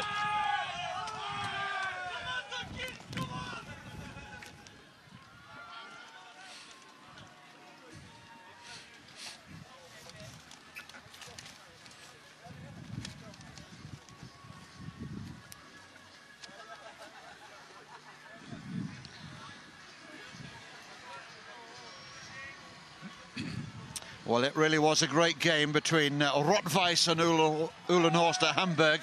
Those of us who don't get to see top German club hockey too often were spoiled there. It really was A great contest. I expect this to be just as exciting. Rotwijs would love to inflict defeat on a Dutch club side here at the home of Dutch hockey here on the fringes of the Amsterdam Wood. So we're just waiting for the signal, and away we go. Rotwijs in the all-red strip today. Voor Kampong. Voor de derde keer doen ze mee aan de Euro Hockey League. En nog nooit eerder bereikten ze de no Christoph Zeller in the Rotwijs team. He's injured, and a big loss to this Rotwijs team. Rotwijs Köln, de Duitse kampioen, speelt in het rood. Right defender. Hier is de aanvoerder, een oude bekende. Niet alleen voor de Nederlandse clubteams, maar ook voor het Nederlands elftal. Hier is weer aan de bal Philip Zeller.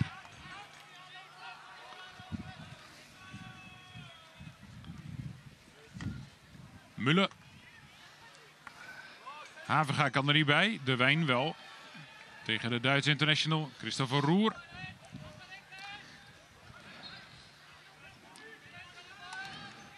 Free hit taken very quickly for Kampong, looking for the good early lead from Constantine Jonker, who was outstanding in the KO16 round. A lot of infectious energy about Jonker's game. Grambusch verliest de bal aan Kaspers. Karijn Kaspers did well, steals the ball, takes it away. Now Kemperman. Balletje opwippen. Came off the foot there of the German defender. Taken quickly by Kaspers. It looks as if Kampong want to have a high tempo to this game. Lange corner genomen door Bouwens. Havenga, De Wijn. Havenga. De Wet en Bouwens. Fysieke kracht wil die er langskomen. Milko wearing the protective mask. He broke his nose recently. Didn't stop him putting away a hat-trick against Uhlenhorster, though. Seemed to find no difficulty with that black almost mask of Zorro. Now Zeller.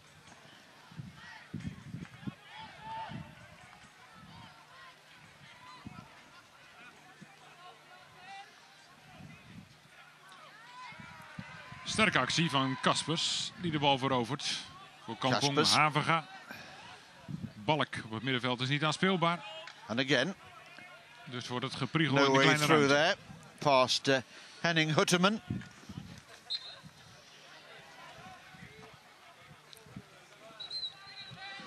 Free hit for Rotwijs, just a metre or so infield from that far touchline.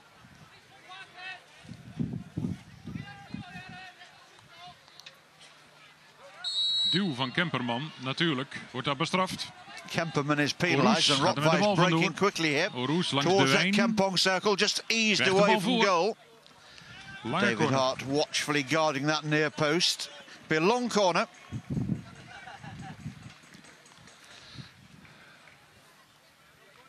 Tromperts. Muller. Nu is er wat ruimte. Ruimte voor Grambusch. Hart again meets it with a solid left pad this time. There he is, Ireland's #1.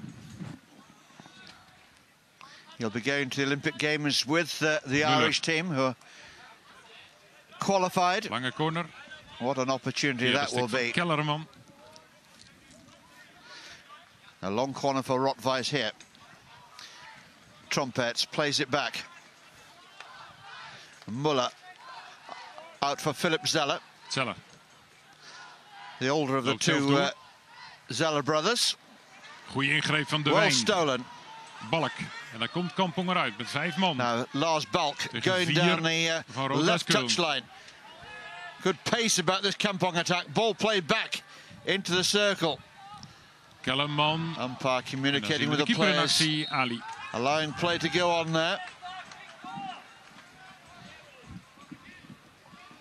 Paco Vasquez Lopez, the Spanish umpire, great communicator.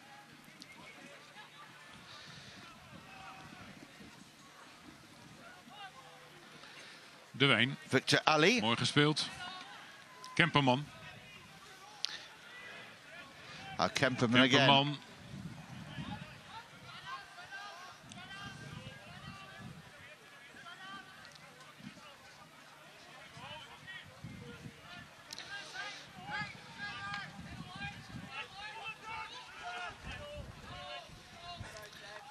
Rotweiss playing the ball into their own circle. This is Zeller. Nicely picked up. Now Roer, a red headband. Met Havenga bij hem. Roer sets off on a little run. Roer. Taking Martijn Havenga for a walk.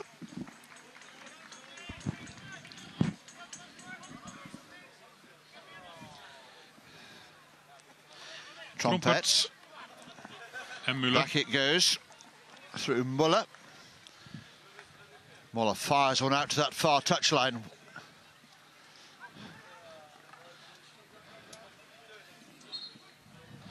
Hutterman making good ground then. He gets the free hit as well. Namens Rood-Wijs Köln. Overtreding van Kaspers. Plenty of cloud around us, a little bit of blue sky above, but bright sunshine at the moment. It's chilly here in Amsterdam, but the weather today so far, so much better than that which had been forecast for us. En die heeft de bal. Somebody is looking after us.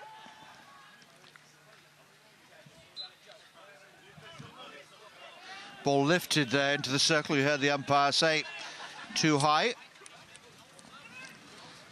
That clearance is particularly high. Just too much bounce on it to take it away from the forward chasing Kampong forwards there.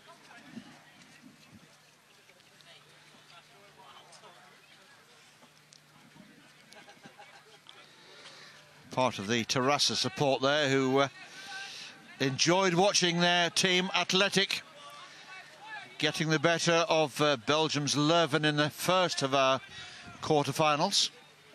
Zeller. Late show for Athletic in that one. Pfeiffer wordt nu omspeeld, maar heeft hem nu op zijn backhand. One of these two will be joining them in the semi-finals in Barcelona at Whitsun.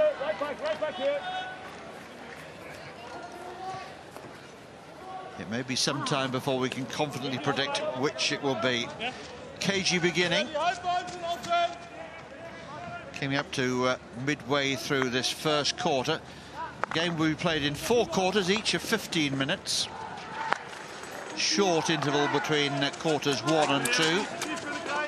And then 3 and 4 and a 10-minute half-time when the teams will change ends. Kemperman picks it up and immediately sets off on a run. He, for me, is the main player for Kampong. He makes it tick.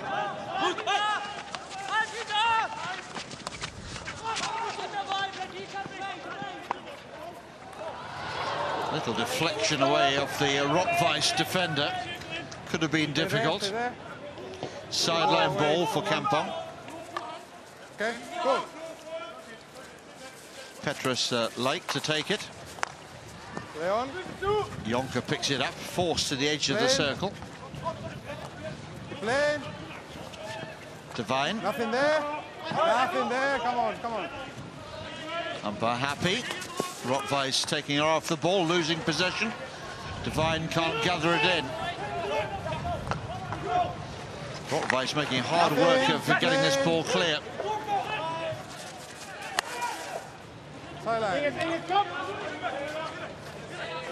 Even the normally reliable Ruhr there, finding life particularly tough. Now, Rotweiss on the break, but under control there for Havenga.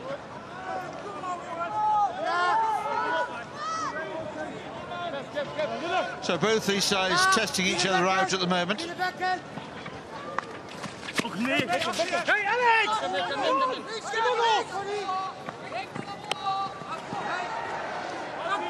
Kemperman, just a metre or two inside the Rotweiss half of the field. Now Jonker. Past one challenge, past 2 challenges. Then he plays the ball in. And Rotweiss is Matthias Müller at full stretch. Concedes the long corner. Very deceptive runner with the ball is Robert Kemperman.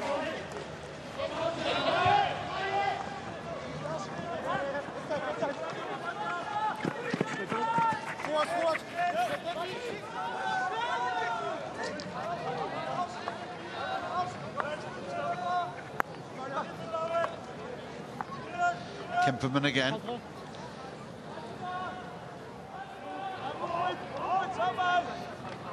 Andre Henning there, on the left of your screen, the head coach of this Rotweiss team. Two really good, top-quality young coaches in charge of these two sides. Alex Cox of Kampong and Andre Henning of Rotweiss Cologne.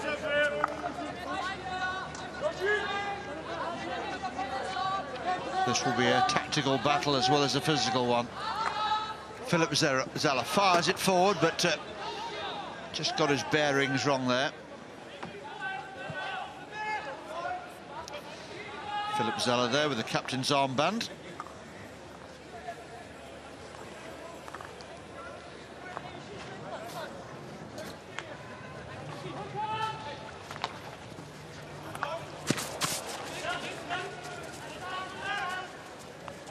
That was asking a lot of Merlenbroek. Couldn't quite trap it cleanly. Grumbush missing out. Merlenbroek is caught there. Grumbush quickly to acknowledge the foul. How did the umpire see that? Will he feel that was worthy of a card? I don't think he's going to reach into his pocket.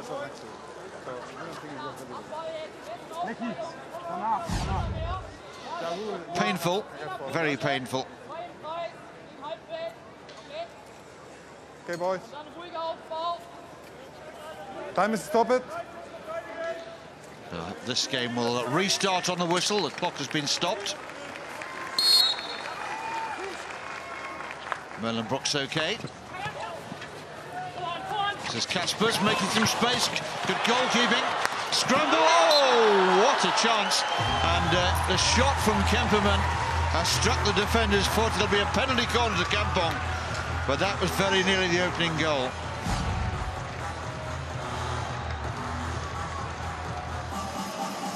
Lovely work there by Karain Kaspers. It came back to Kemperman. And I was waiting for the ball to come back off the backboards, but the defender's foot intervened. There's 15 seconds. So Rotweiss preparing to defend. There's 10 now. 5, be ready. Keeper, inside. Ready. Play! Out it comes, there's the shot. And good save by a sprawling goalkeeper. Martijn Havenga took the shot on there. And Victor Ali diving away there to make the save.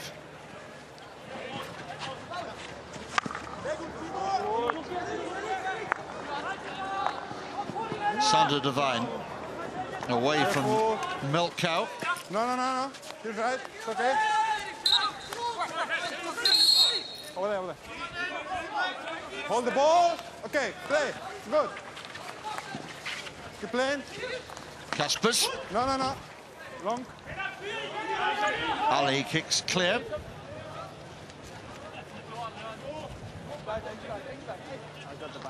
Okay, cool. Devine with a long corner.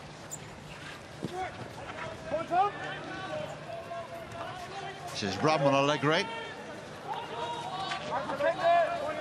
Play. Kemperman wide on that left-hand side now for Kampong. Ball back into the circle. Kaspers again turns and shoots, and again Kampong finding a German foot. Kampong asking the questions at the moment.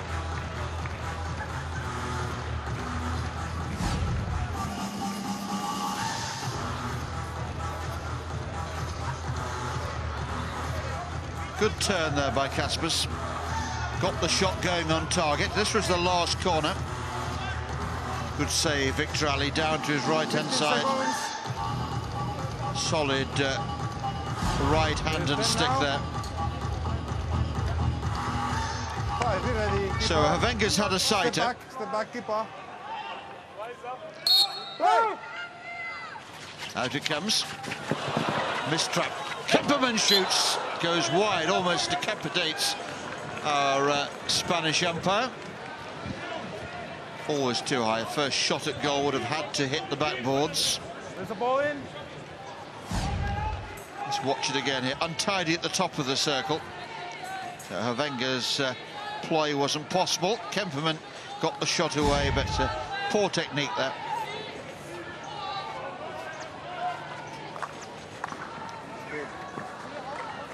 Allegri slips.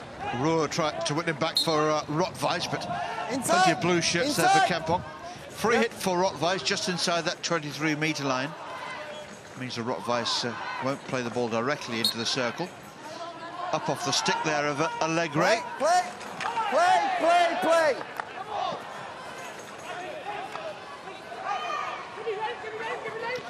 Matt Grumbush there in the thick of the action, but it's Kampong who come away with the ball through Kemperman. Little ball left, keeps Kampong moving forward. Another good crowd in here. Been a very well supported weekend of hockey here in Amsterdam. And those that have come have been richly rewarded with some top-class stuff. Some wonderful goals, as ever, but also some wonderful saves. Now, Havenga. Ramon Allegri. Kaspers. Just letting the ball come off his body there. Ball thrown high. Alex Cox with his arm aloft, wanting a free hit. No harm in trying. Now Chris Ruhr going on a run here. Changes direction. Just off the foot there of a Rottweiss player. Menke throwing himself at it. Lovely turn here by Ruhr. And a great angle for the pass. Menke clashing with Allegri. Nothing for me. Yeah. Well, Rottweiss fans won't thank us for that particular statistic. They've lost their 2 EHL matches against Dutch opposition in the past. So, chance for a little revenge today, perhaps.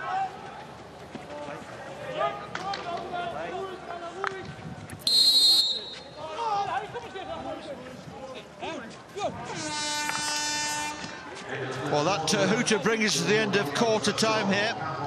As in the first quarter-final, we've been kept waiting for the opening goal.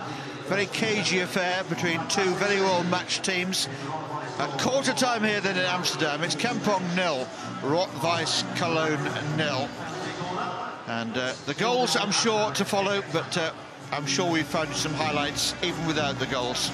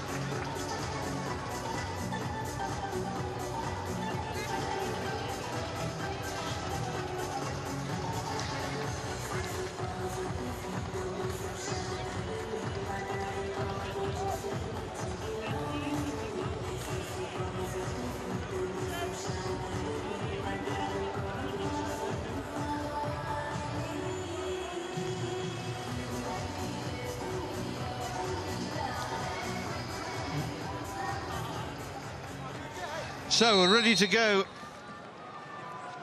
in the second quarter here, and we're still looking for that first goal.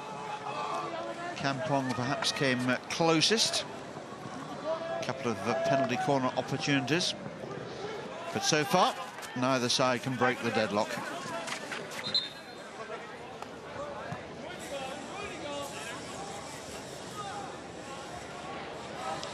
Devine, not one of his better aerials. Balk and Grumbush both missing that. Now, Philip Zeller. Strokes one out to the right-hand side. Off he goes again.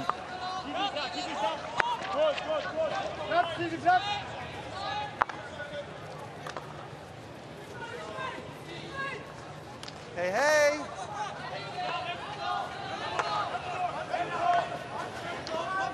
Kampong's front runners doing plenty of tireless legwork there. Bjorn Kellerman putting in a good shift, trying to close down the Rotweiss defenders. Here's Ruhr onto the foot there of Havenga.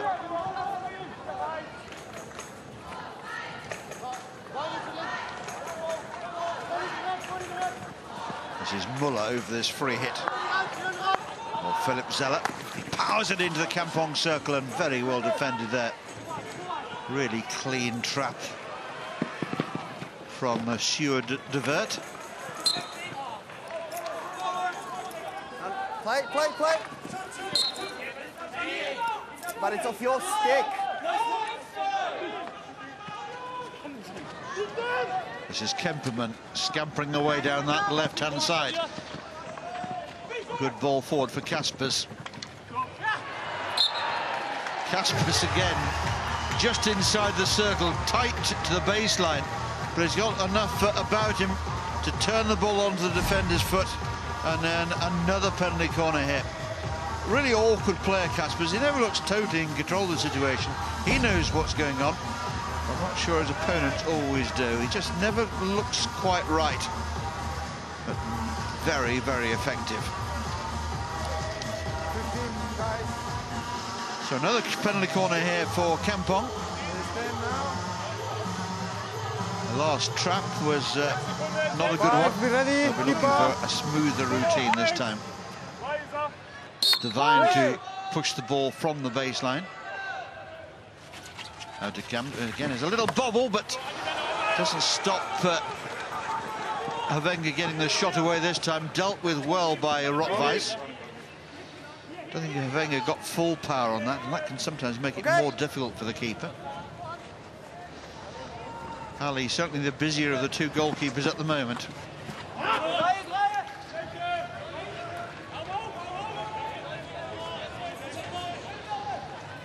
Talking to David Hart the other day about the KO 16 game for Kampong. I think he was very cold at the end of it, didn't see much action. Not seeing much today either so far, but that can change. That's a great take on the charge here. Lovely play by Devine. He tried to link up with Kemperman again. Sense that Kampong are just warming to the task here, just upping the ante a little bit. Kemperman again in the thick of everything.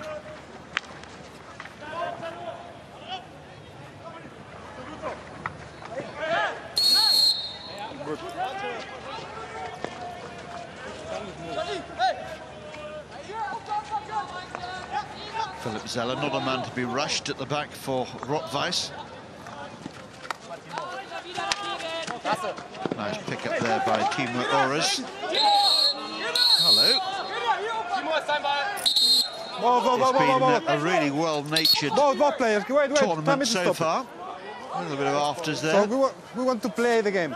So if you start not going to play the game and other things, then I will send off. All right? Both? Couldn't be clearer, could it? Okay, if you don't want to play the game, I'll send you off. Nicely done, Paco. The last 10 seconds. Yeah. Oh, not for me.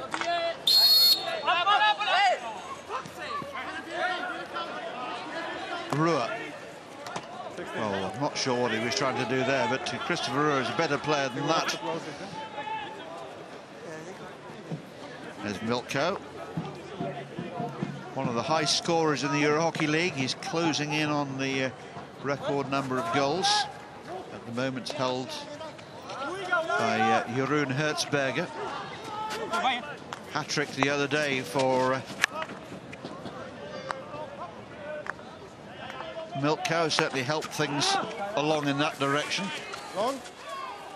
Famous hat-trick against an old rival and opponent in Uhlenhorst. His old club, of course. Must have felt very strange, that. Keep playing. Now Ruhr. Getting plenty of attention from the Kampong players. They well know his danger.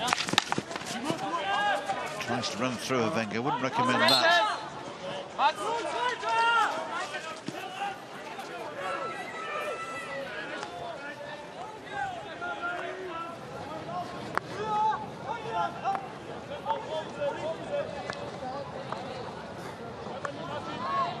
Well, the first quarter-final was goalless at half-time. Then we had a whole flurry of goals early in the third quarter. Will history repeat itself? That's a lovely ball. Goalkeeper deciding to kick that one clear. Made his mind up at the very last minute.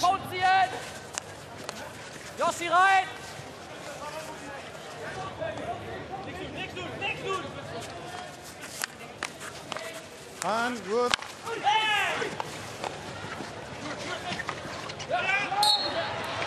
And Kampong's perseverance is rewarded with another penalty corner here. Rottweiss being pushed deeper and deeper. And clever stick work unlocking Rottweiss defenders and finding unprotected feet.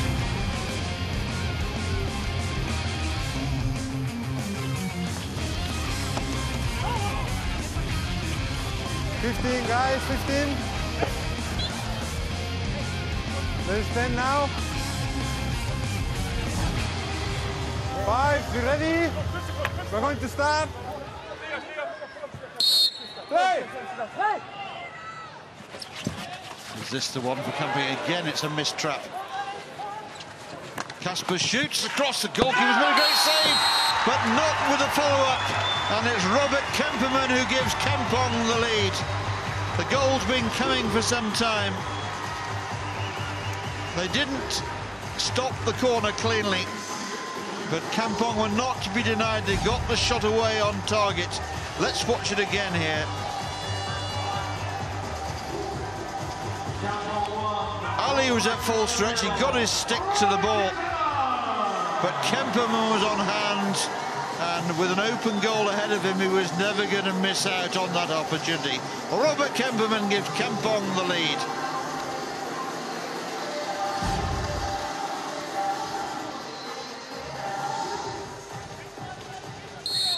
So Rottweiss restart here. 1 goal behind now. We've got our opening goal.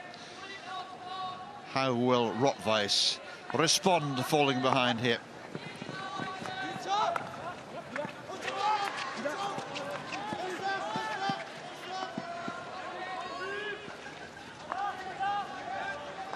A little bit more springy in the step of Rottweiss, immediately trying to lift the tempo.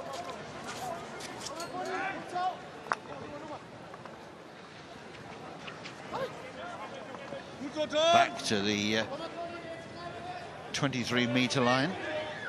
Muller comes watchfully forward.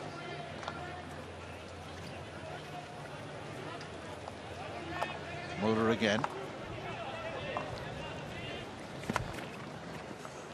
Tom Grabbusch gets the ball out onto that right-hand side. Into the circle it goes. It'll be a Kampong sideline ball. Roughly level with the top of their circle.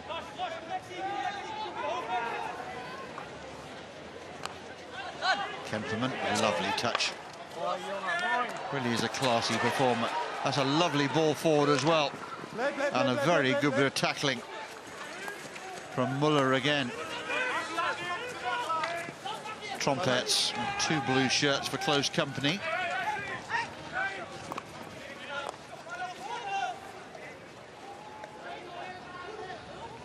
Muller just jogs forward, brings it back to a walking pace now for Tom Grabbusch. Back for Muller. Come, come, come! Muller decides it's time to press the attack button.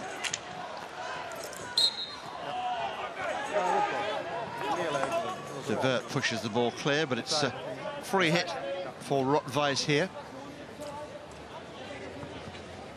Mats Grabbusch over it, back from Muller.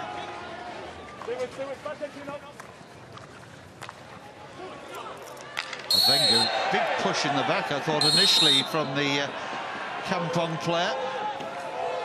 But it's Rotweiss who pick up the card there for the retaliation.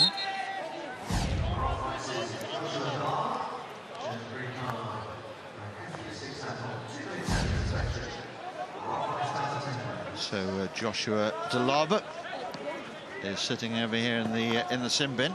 Just a couple of minutes. He'll feel a little hard done by. I thought the first foul was perhaps on him. But we have the benefit of the elevation of our commentary box position.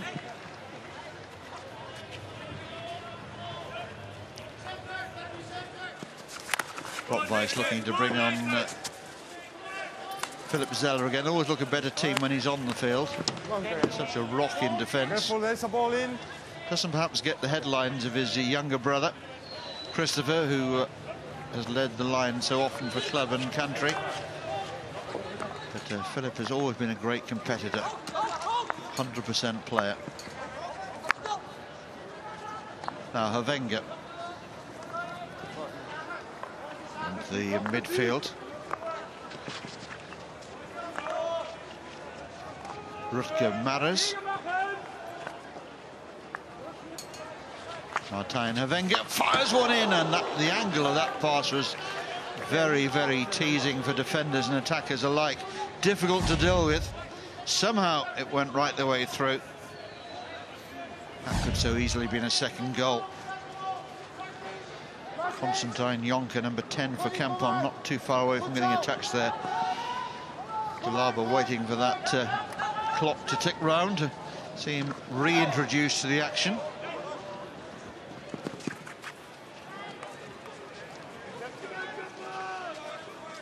And that will happen in about 20 seconds' time. Devine forward for Kampong.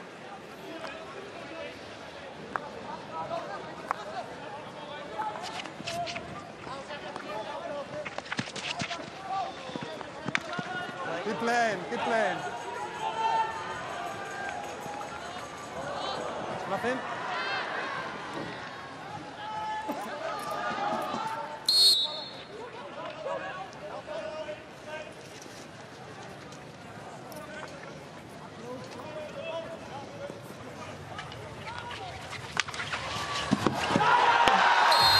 And it's given us a goal. There was a touch off the defender, I think, and Kampong have got a second goal here. I'm not sure who's going to be credited with it. They don't care if they're in the grandstand.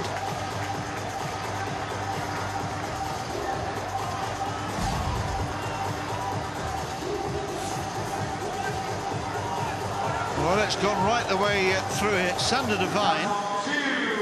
Oh, it's just the edge of the stick, isn't it? What a touch that was from Philip Merlenbroek. The very edge of his stick. There's the goal scorer, Philip Merlenbroek. A crucial little touch on the end of that. And no chance for Rotweiss and their keeper Victor Ali to respond to that. And Kampong have a second goal here. A real foothold now in the game. Now Rotweiss have got to come. I feel as if the next goal has got to go their way if they're not going to bow out again in this KO8 stage. Just outside. Such a little touch on that. It was only feathered in, and you could see the Spanish umpire just replaying in his mind what he'd seen before he indicated the goal. Now Philip Zeller fires one in, looking for a similar sort of little tip-in deflection. Not this time.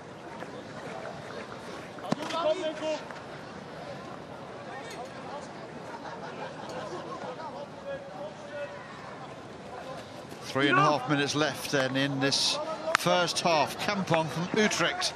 2 goals to the good against this strong German opponent.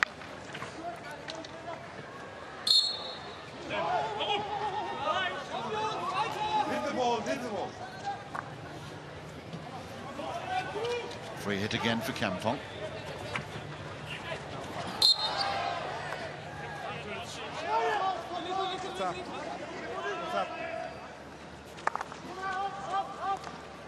Zeller across for Grambusch, but you can see that Rotweiss have just lost it temporarily here. They're not looking very confident at the moment. And here's Jonker again.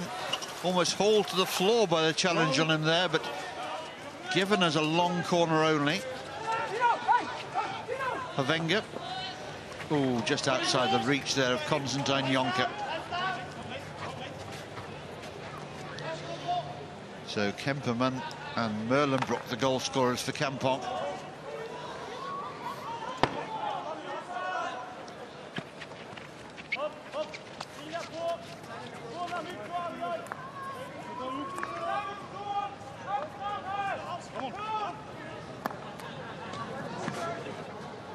Kampong just taking some heat out of things now, killing a few seconds. I'd like to take this 2-goal lead at least into half-time with them. Konstantin Jonker won't have given up the prospect of a third, perhaps. That would probably be too much for Rotweiss to respond to. Now, Ramon Alegre.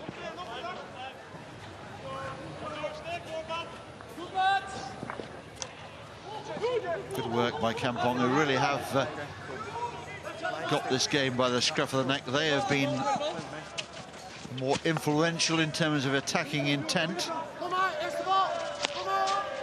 Rotweiss looking just a little short on ideas at the moment.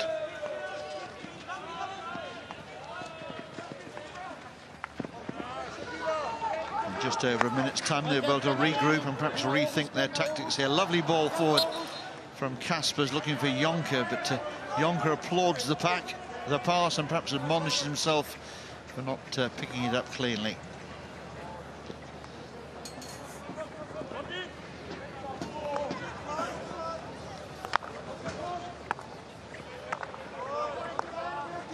Grumbush fires one forward. Worked well here for Rotweiss. This is Trompets. On for Milk Cow, who's been closely monitored, as you would expect. Not difficult to spot him either, with the black protective mask on as well. Broke his nose a couple of weeks ago and then got another ball in the face in training ahead of this tournament for good measure as well. So not had it easy. Grumbush into the circle it goes, cleanly taken there by Lars Balk. Rotweiss finishing the half strongly here, as there's something for them right at the death. They need to get it into the circle pretty soon now, though, otherwise the Hutu will defeat them. Zeller needs to launch it. Too late. Half-time. And Kampong have a strong foothold in the game here. Goals from Rob Kemperman and Philip Merlenbroek, the difference at half-time then here in Amsterdam. It's 2-0 to Kampong.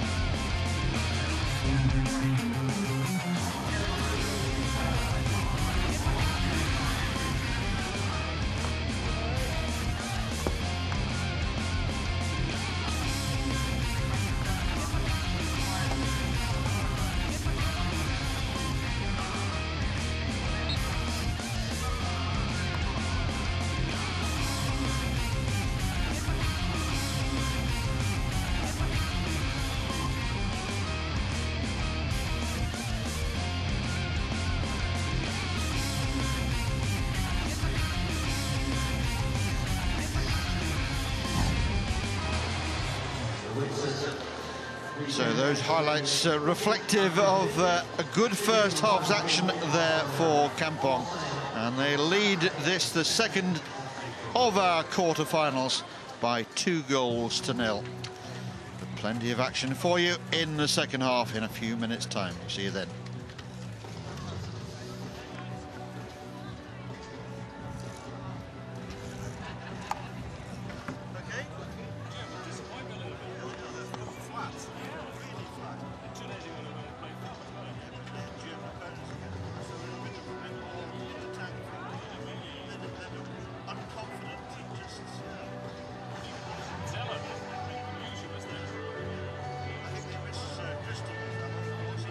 Target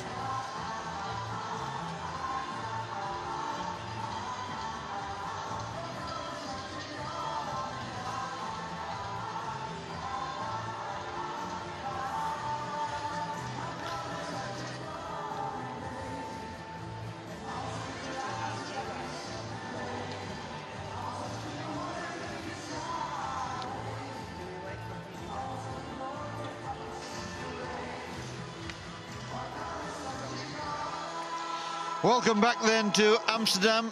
The two sides back out on the field. Kampong were the first to appear. Probably had less to be said in their camp at half-time, but I'm sure they wouldn't have written off this Rotweiss team and their chance to get back into the game. Kampong, remember, lead by 2 goals. Goals for Kemperman and Merlenbroek. Real party atmosphere in the stands. Kampong enjoying some traditional Dutch singing as well. Could have been the old Jordaan of Amsterdam for a moment there. Rather flat performance from Rotweiss in that first half. I was talking to Philip Coker, who's sitting alongside me doing live TV coverage for the NOS broadcaster, and we both agreed that little disappointing from Rotweiss in that first half, a little flat from them, but equally we were sure we shouldn't write them off just yet. They're well capable of turning this unpromising situation around, and Kampong, I'm sure, will guard against that. A third goal, though, would probably be enough to seal it, as Kampong look to join Athletic Terrassa in the final 4 on this, the day of the first 2 quarter-finals. Now, Sander de Wijn thought about launching one to the right, but Chris Roer making good ground. Roer is one of the players that a little bit disappointing in that first half. Didn't see too much of the ball. Needs better service. And he needs to get his A game into action. The loss of Christopher Zeller, who has been missing for most of the season, is a grievous one for Rotweiss, but they've got to make do without him. Jonker away from Philip Zeller. A little too easily, perhaps, for Rotweiss's point of view. Good tracking back by Zeller. A long call in the decision. Real live wire. Nothing flat about Jonker's performance at all. Play. Roer picks it up. He's got Balk in his back. Now Grambusch sets off, going straight down the centre. Roer's made a good run to his left. This is Roer, shoots! Oh, wonderful! Well, we said don't write them off. Chris Roer has suddenly come to life here, and what a finish that was. He flashed that past the international goalkeeper of the year. Great shot there, and what a finish. This game on again here. Bang, pick that one out. Even David Hart at full stretch couldn't stop that one. That was travelling. Rotweiss had a player diving in just in case he was needed. It was not needed, however. Christopher Roer pulls Rotweiss right back to contention, and that's the game that Rotweiss need from Roer. Well, that certainly changed the complexion of things. An early goal for Rotweiss, just what Andre Henning, the coach, would have wanted. Now, can they build on that? There's Grambusch, influential there in the build-up to the goal.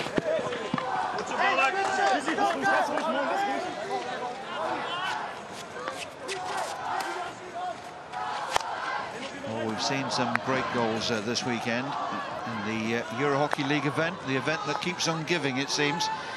Anyone who saw Robert van der Horst goal yesterday will know they saw something special. You haven't seen it, catch it on YouTube, on the Euro Hockey League website as well. Something a bit special. As was that last effort there from Roer.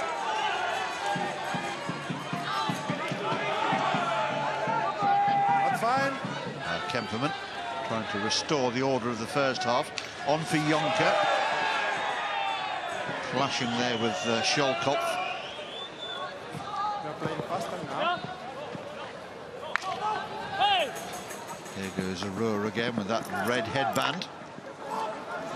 Away from Balk. Still holding on to the ball.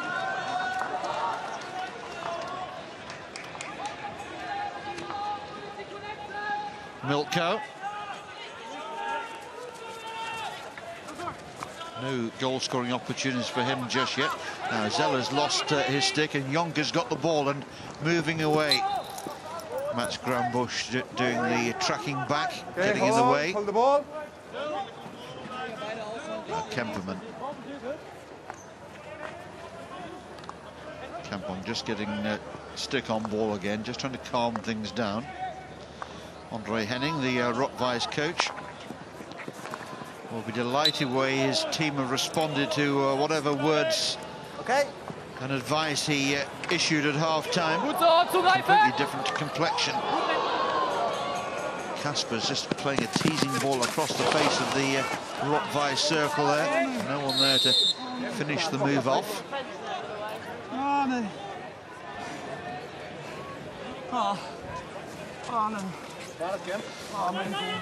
Kemperman's in trouble here, and this could be a big moment. He's so important. Physio looking in the bag of tricks here. What's happened?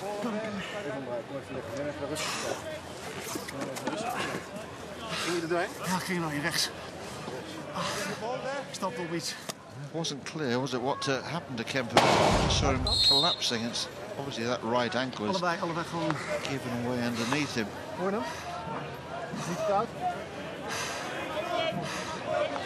Max Caldas was here yesterday looking on, and he'll be anxious if Kemperman's picked up a serious injury here. So important for club and country. Still receiving treatment down there, Kemperman. We'll keep an eye, the best we can, hidden by the advertising boards from our ease of vision. Zeller. Kemperman getting rather gingerly to his feet. And receiving some applause even for that feat from the supporters in the crowd. Strange incident. Hello. I've seen that before. Corner flag uprooted. There's nothing they can do now. No Zeller. Plays it in. Johns Milko's first real opportunity. Didn't get good connection on it, but it's still there. Long corner. And Kampong somehow need to ignore the injury to Kemperman, which clearly is upsetting their rhythm a little bit. Perhaps the focus of one or two of their attentions. Kemperman is now made back to the team bench, but it's not looking great down there for him. He's taken off the right shoe and bangs his shoe against the team bench in frustration. Go on, go on, go on, go on. Play on, play on. No, it's all right. There's a fault over there. Now, what's happened here? Another Kampong player. It's a little push over there. Kirain Kaspers this time. There was a clash with an opponent, but Kaspers has come off better than Kemperman a few minutes ago. Big shove there, wasn't there? Okay, okay. On my whistle, all right? On my whistle.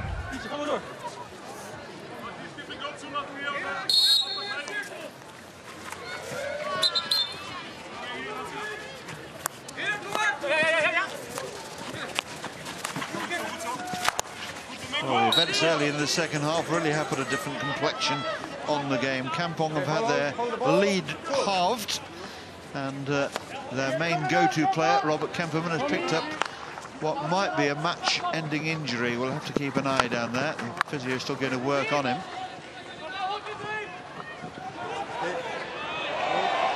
Kampong looking to pick up a Euro Hockey League medal, the only team left in the competition representing the Netherlands without any hardware to show so far.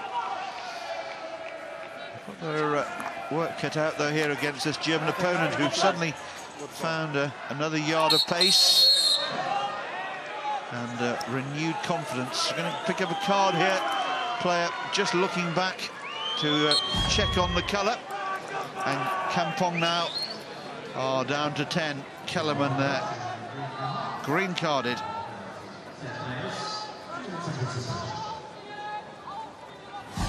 Ali just watching that one drift wide of his post earlier on. Now Zeller fires it forward. Cleared. Now Jonker, who will fill Kemperman's gap here. Let's have a go at tennis side, says Paco, the Spanish Empire. And it's Joshua de Labro's picked up his second green card here. And somehow out of all that, Kampong have constructed a penalty corner opportunity.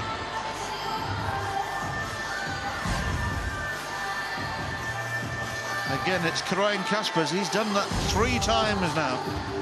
Again, not looking in total control, but doing the job.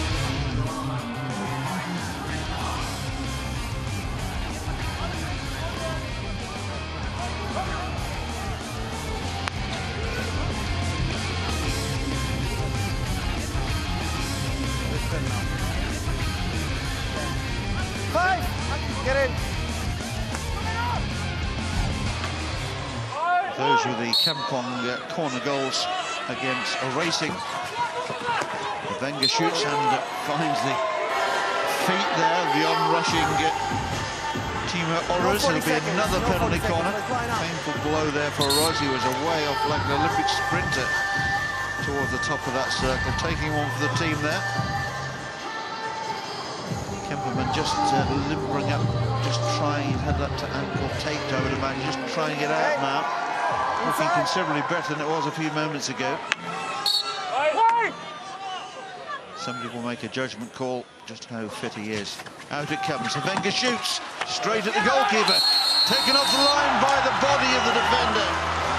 The unfortunate Matthias Müller has taken that one in the body, and the Polish Empire points to the penalty spot, and Kampong have a chance here from the penalty spot. There was the shot straight at the goalkeeper. The rebound fell kindly for Kampong, for Lars Balk in fact. And it's fired into the defender's body on the line. So penalty stroke it is. Kampong with this one to restore their lead, and it's Martijn Wenger on the penalty spot against Victor Ali in the Rotweiss goal.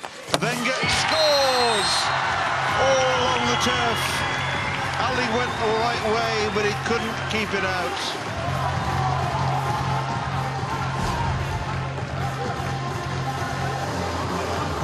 Wenger puffing out his cheeks there, went through the legs of the goalkeeper in the end. And Kampong restored that 2-goal cushion. And with Kemperman preparing down there to come back onto the field, things might have just taken a considerable turn for the better here. Still just looking a little bit uncomfortable on it down there. I'm sure that Alex Cox will keep an eye on him. Just want to lose such a key player. Maybe now with that 2-goal cushion, Kemperman's reappearance not quite so critical as it looked a couple of minutes ago. Coach and Starman just having an exchange of views. I don't think Kemperman's 100% sure that he's right. And Kemperman's making his way back now to the team bench.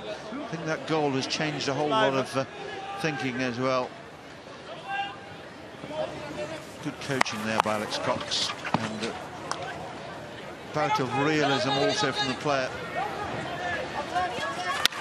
Ooh, chopping waters. Don't think we've seen the last of the cards.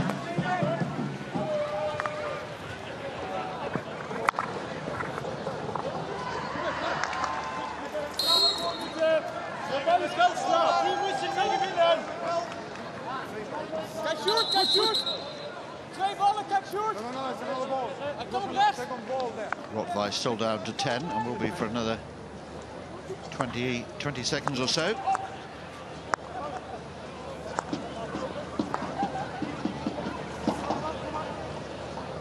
Devine just taking things easy, moving it forward, firing one out. Putterman met it with a strong stick there, deflecting the ball away. Dalaba's suspension is served, but he goes to the team bench to be replaced by an alternate player. Jonker. He's drawn the goalkeeper out of position. Half chance here, shot comes in, it's another penalty stroke, you know. That's it, I think it was Mura defending the goal. And Rottweiss going to take this to a video referral. Yes, Marcin, go ahead. It may be saying the shot was going wide. Ball going into the goal. Yes, that's the question. Was the shot saying it was not going target? into the goal. Can you please check? I will check the goal. Yeah, perfect. Well, if it wasn't going into the goal, it should have been. Let's have a look. This angle will be the one that tells us. Or will it? Merlenbrook certainly thought so.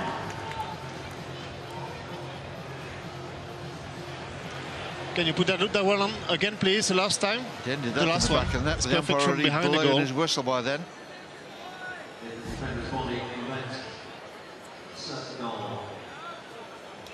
Turning his back on the ball, not to be copied at home, that one. Last time from behind the goal afterwards, to be sure. Thank you. Difficult call on that angle. You see the ball flashed into the back of the net. If the umpire had hung on to this decision a fraction of a second longer, Marcin, I have a decision for you. Pouring over it now. I confirm your decision. Penalty stroke is the right decision. So Rottweiss Köln loses their referral. The video umpire, Oudenaar from Belgium, happy with the decision. He had plenty of looks at it, and the penalty stroke stands. Well, Rottweiss have lost their right to further referrals, and they could be going out of the Euro Hockey League if this one finishes in the back of the net. Last time, Wenger went low to the keeper's left. This time he goes low, but to the keeper's right. Again, Ali goes the right way, but again, there's too much pace on it. And Kampong now 4-1 to the good, and surely they're on the way to Barcelona. The keeper got something on it, but the pace too much for Ali.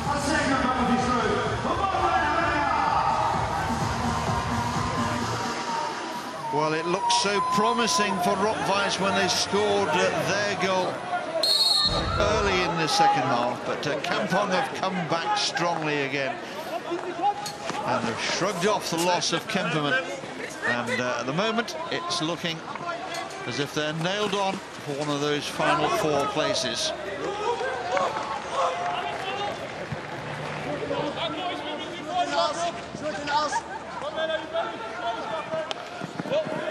Kemperman with his feet up. He won't be enjoying this though. He likes to be down there doing what he does best, and although he'll be enjoying his team performance without him, he'll be a mightily frustrated figure. Looks like he might be deciding to take that right boot off again here, probably for a final time.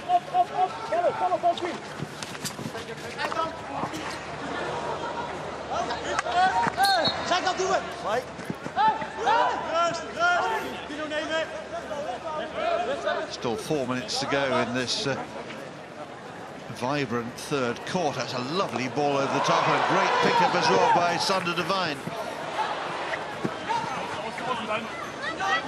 Good defensive work from Alex Golkov.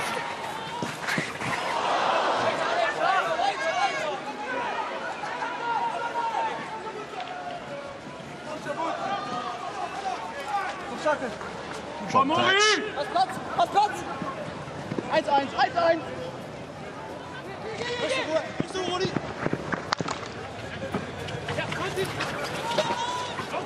Out and certainly delayed the progress of that Rottweiss attack, but Ruhr picks it up again from the sideline ball. Crunching tackle going in there on Ruhr, who gets up and shakes off the excess water he's picked up. Now Zeller. Ball up in the air to be a penalty corner for Rottweiss, and perhaps a chance here to bring themselves back into contention. They desperately need a second goal here. Paco Vasquez-Lopez, the smile on the face shows a relaxed umpire who's clearly enjoying this game as much as I hope you are at home as well.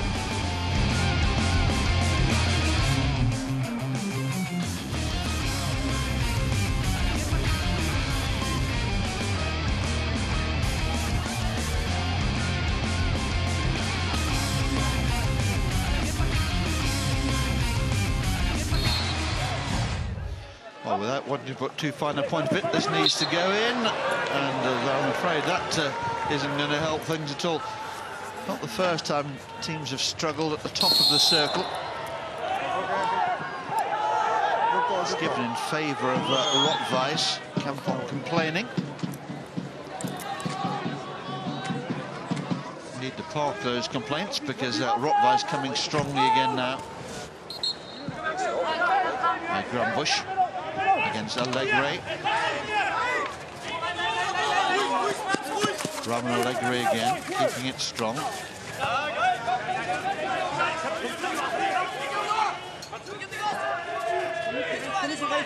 Ramon Allegre will be looking forward to going back to Barcelona at Whitsun, his old stamping ground.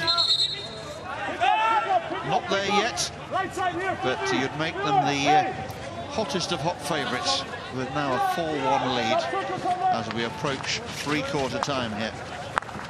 Zala gets it out on the left-hand side. Ball fired back in again. Is there something here? Hart's gone to ground. Those two long legs are outstretched. The ball was always visible. Henning, the Rotweiss coach, getting his team to make a request for video referral here, but I don't think they could think of what question to ask. Ball was never covered by Hart. Yellow card coming. Kampong back to 10 again. Eric Bowens dismissed. That's a 5-minute suspension. I think you've probably seen the last of the Greens. Andre Henning down there, animated as the coach, knowing his team desperately need to get a goal before the next break in play. It's the Kampong captain who gets the ball clear. Now here they go on the break. This is Sander Devine into the circle, takes the shot on. Everything but the finish. Great pace about it. Great work initially from the Kampong captain to dig the ball out of defence. Devine happy to take it on. He's had better finishers. Putterman back for Zeller. We're into the last minute now of this third quarter of play. Kampong down to 10, but they have a 3-goal cushion. Luke's taking it on strongly. Couple of little nibbles at him along the way. Just a question of which stage the Spanish umpire was going to blow the whistle. Giving Luke's every opportunity to carry on the run if he could keep his balance and retain the advantage. Could well be the last meaningful attack of the third quarter.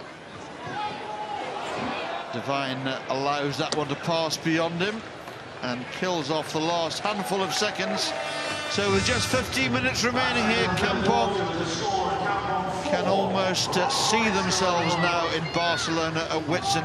They lead Rotweiss Cologne by 4 goals to 1. Kemperman, Merlenbroek, and 2 penalty strokes from Martijn Havenga.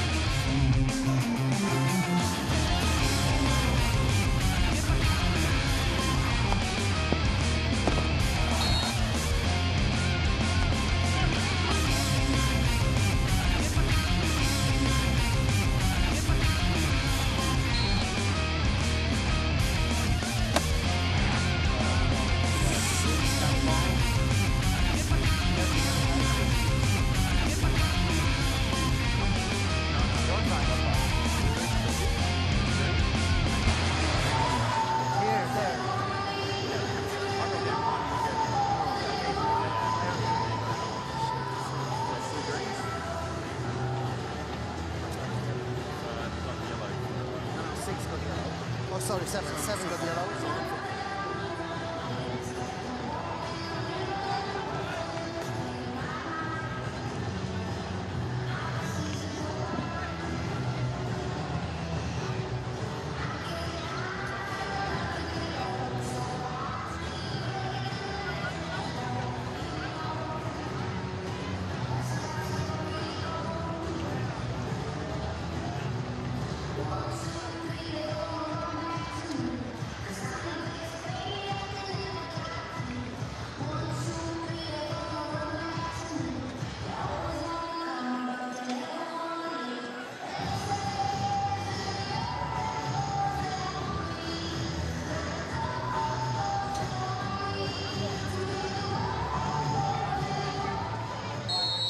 So all smiles in the Kampong camp at 3/4 time.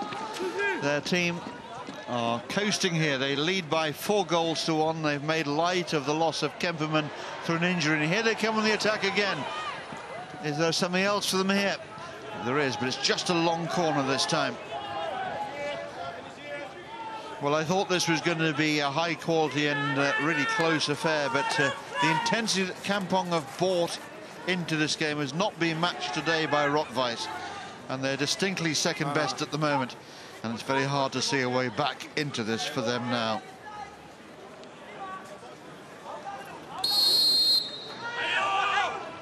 Kampong penalised for wasting time there.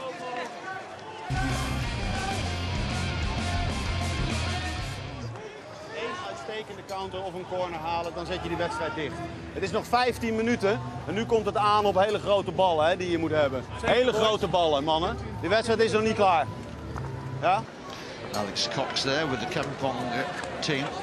Just needs to keep the concentrating hard through the last 15 minutes, not to give the Rot-Weiss team any opportunity of getting back into the game. It's a way back that looks unlikely. They're pushing forwards, and of course the more they push forward, the more gaps will appear for Kampong to exploit. And even with 10 men, it seems that Kampong can dictate things at the moment. Bowen's still got just under 2 minutes left on that yellow card. Look how deep Kampong are setting themselves up now. Fired in. Oh, Hart left that at the last minute.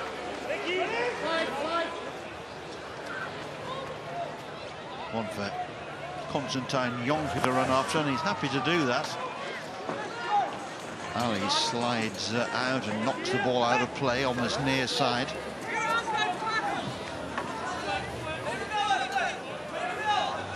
Victor Ali came close to both of the penalty strokes. Couldn't keep either out, though. Ruz fires one back into that Rot-Weiss circle.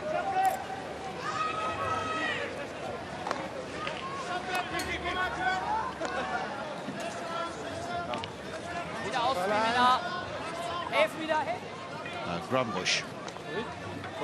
Trumpets. Crossfield for Philip Zeller.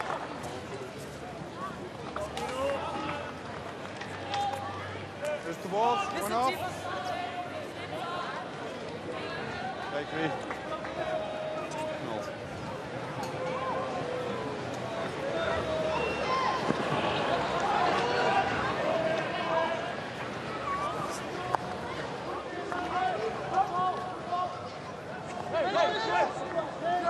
Ryan Kasper's taking a well-earned breather down there, next to the Kampong bench. Ball thrown into a pack circle. No whistle. Rot-Weiss players just hanging up, allowing the Kampong defender to bring the ball down. Now, Kampong have got numbers here. Bowens is joining in. He's just come off the step. Shot goes in, goal for Kampong. Petrus Loik's the goal scorer. All too easy. Rot-Weiss had thrown players forward as they had to, of course. And overload after overload for Kampong.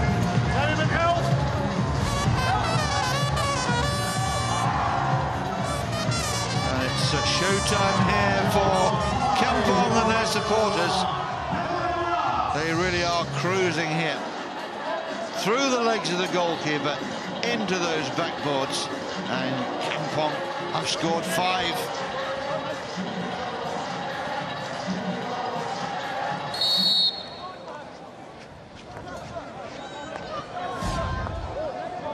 So, yeah, they've got some odds on this scoreline, I can assure you. Blijf actief, blijf actief. Sam. Goed, goed. Sterk. Bij je. Jonker.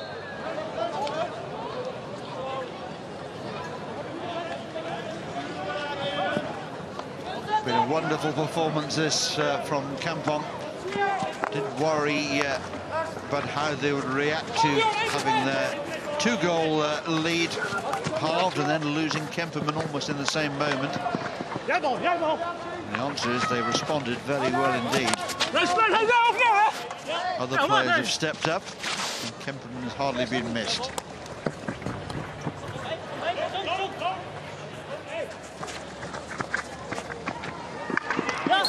Oh, that was wild from Sander de Veen.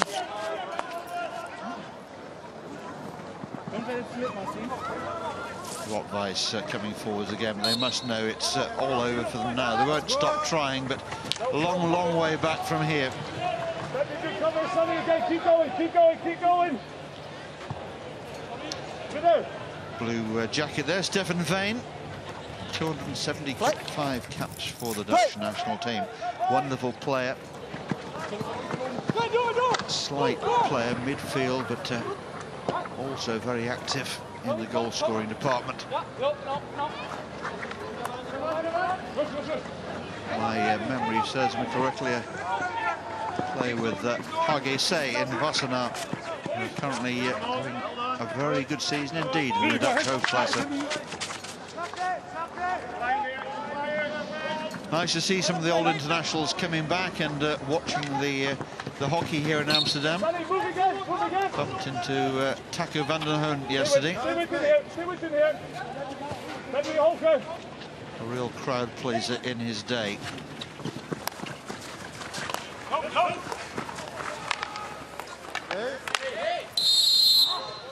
Some woody challenges there from the Kampong defence, and on a totting up basis, either of those could have added up to a penalty corner. Grambusch again, to his credit, doesn't seem to have given it up. Marrow's not happy with the decision, but Spanish umpires had another good game. Been a very well controlled game, this one.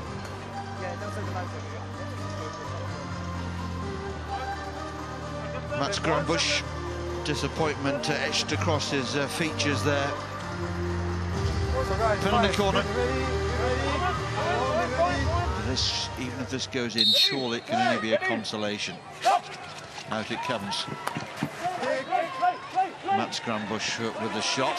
And Milkau has had very few goal-scoring opportunities today.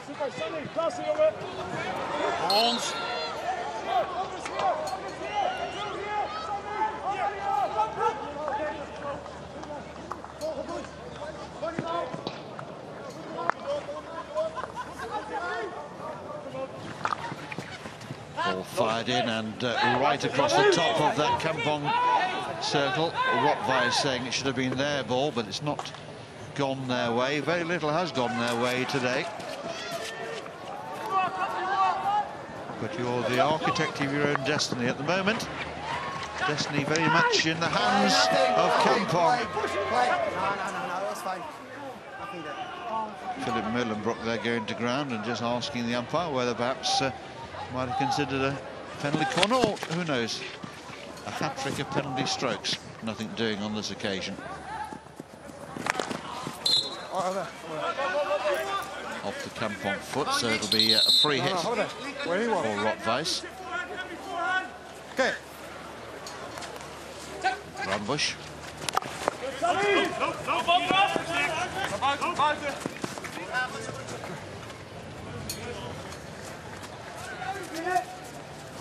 Stay.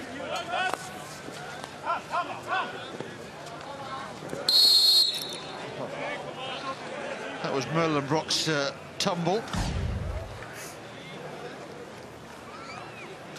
Sideline ball taken quickly. So Lars Balk holding the stick in one hand. Former Kampong player of another generation, Tom Van Teck. He used to be very good at that. Virtually unplayable with the stick in his left hand, the ball outside his left foot. Stick. Not play. Play. Still. Trompets is dispossessed, but he wins the free hit. Tries to get Rotweiss moving forwards again, but Florian Ederens couldn't pick that one up. think Rottweiss will be quite happy to hear the final hooter. Well beaten today. Andre Henning will know that. When Ruhr crashed that one past David Hart, you just wondered whether perhaps there was a way back. But those 2 penalty strokes have certainly seen it off. Now, Ramon Allegre, a relatively quiet game from him. On for Jonker, not a quiet one for him. Jonker just encouraging his teammates to give some energy to these last 6 minutes here. A player who likes the game to be played at a high tempo.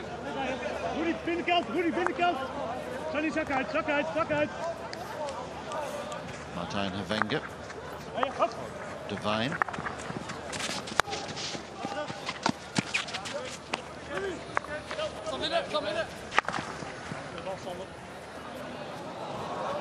Zella lets that one go through.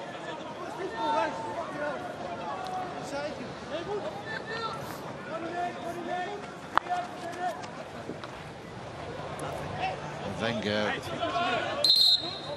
clashing there with Christoph Menke.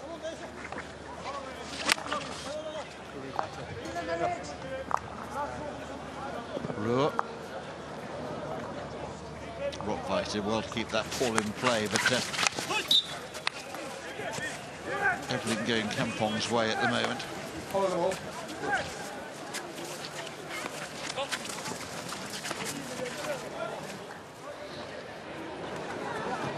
Jonker chasing that one down. Can he keep it in play? Yes, he can.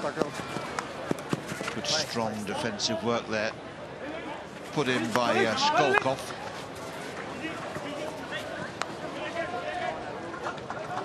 This must be hurting Rottweiss. They're a proud team, and they will have fancied their chances going into this game of knocking this Dutch club out of the competition. It's not going to be.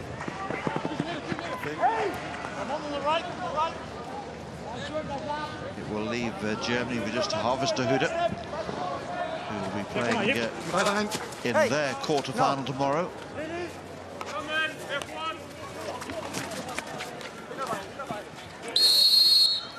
Big blast on the whistle there. Free hit for Rottweiss.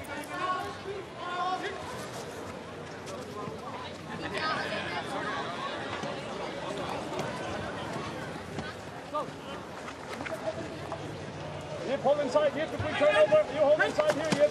Go, go. Go, go, go, go. Ja, hab ich. Hier rein. Inside, look inside. Even iets omhoog.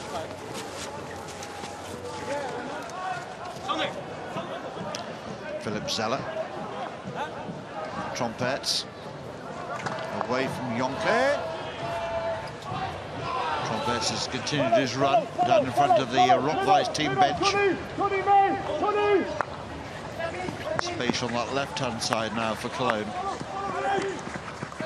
Skolkov waits for support.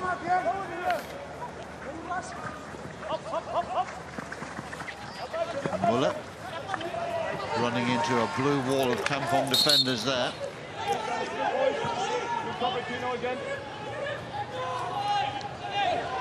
Devine has taken a bit of a knock. It's rather whirly to his feet. He's been outstanding for me. Also catching the eye today, I thought Karain Kaspers, the captain, has had a very good game in Kampong colours. And Jonker's put in his usual honest endeavour up front. But for me, Sander Devine has been the key man, particularly in some ways since Rob Kemperman went off. Kemperman's still down there on the bench talking with some of the medical team, joined now by Sander Devine, who's taking a well-earned breather. And Kampong's first concern will be getting Kemperman match fit again. with important league games still to come. Of course, as far as the Dutch national team is concerned, this is a very busy summer. Small matter of Olympic Games to be played in Rio. It'll be a little warmer than this, that's for sure.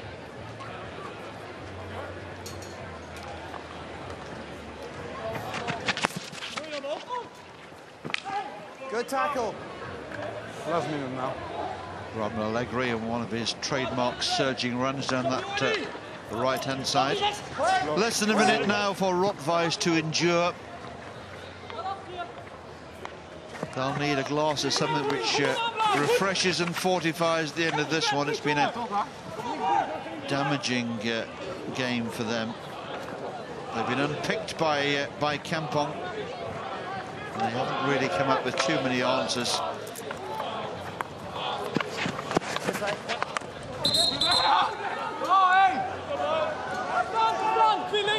Dutch hockey supporters still hoping there might be 3 Dutch teams in the final 4. We know Athletic Terrassa will be there. I think we can safely say that Kampong will be joining them.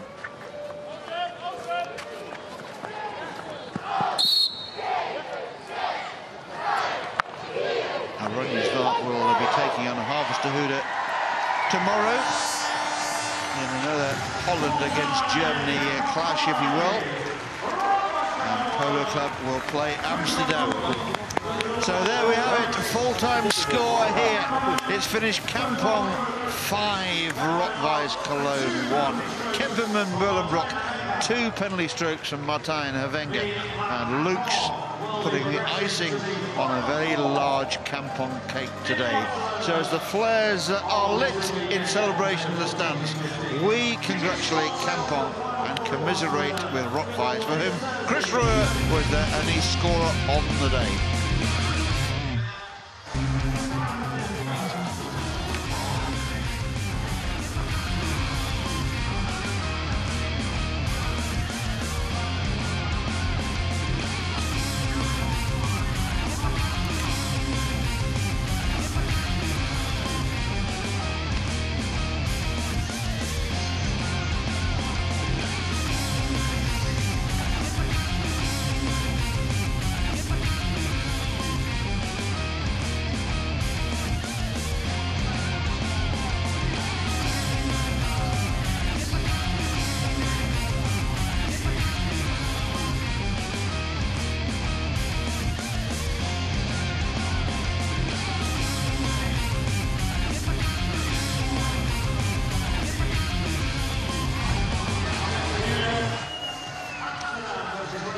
So job done for Kampong, and they can go off and enjoy the rest of this Easter weekend.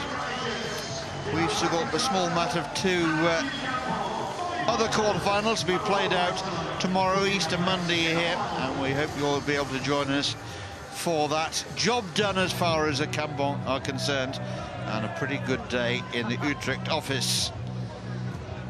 And they march on to the final 4.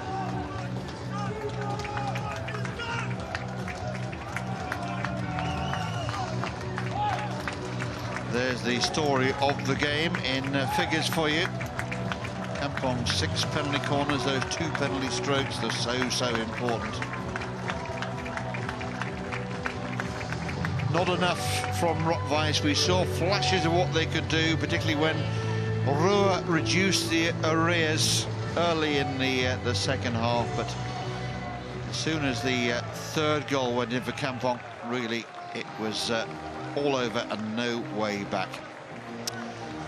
So that's it for today. We'll see you back here in Amsterdam on Easter Monday. Goodbye for now.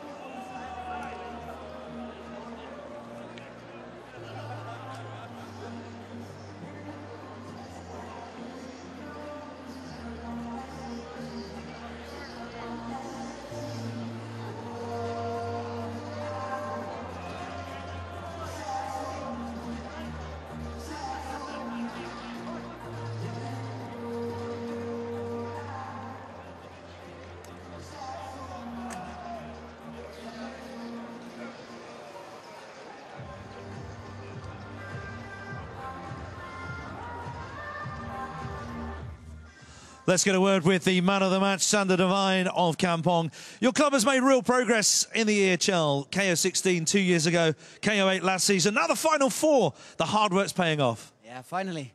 Now, we played a very good game today. First of all, it was a great team effort, and I think in the end we didn't show up. Yeah, who stood out for you on your side today? Because you say it was a great team effort. Anyone catch your eye? No, yeah. It was really great team effort, and now I'm staying over here. Yeah, that shows maybe that it was needy. So, but first, yeah, it was good. Now, did you think you actually had one foot on the plane when it was 3-1, 4-1, or 5-1? When did you think, we've finally got this? To be honest, at 4-1, we scored at the right times. The first one of Rood-Wijs was in the fourth quarter, just in the start. So and then we show our guts, and in the end, it paid off. Yeah. Yeah, like you say, a great team performance. And you're going to play another great team in the Final Four, Athletic Terrassa in the semi-final. Your thoughts about that, Sander? Yeah, really looking forward. Especially the season in Holland is over already then. And then we're playing the Final Four, and first time for us, so really excited. Absolutely. Do you actually dream about lifting the Alan Dane Trophy? Dare you dream? To be honest, yes, I dream. We will see. It's in a couple of weeks, so we have to prepare ourselves at the moment then. And first, we have to play the Dutch competition, and hopefully then a more good end. Let's hope so for you. Sander Devine, congratulations. Man of the match today. Go and celebrate with your team. Thank you.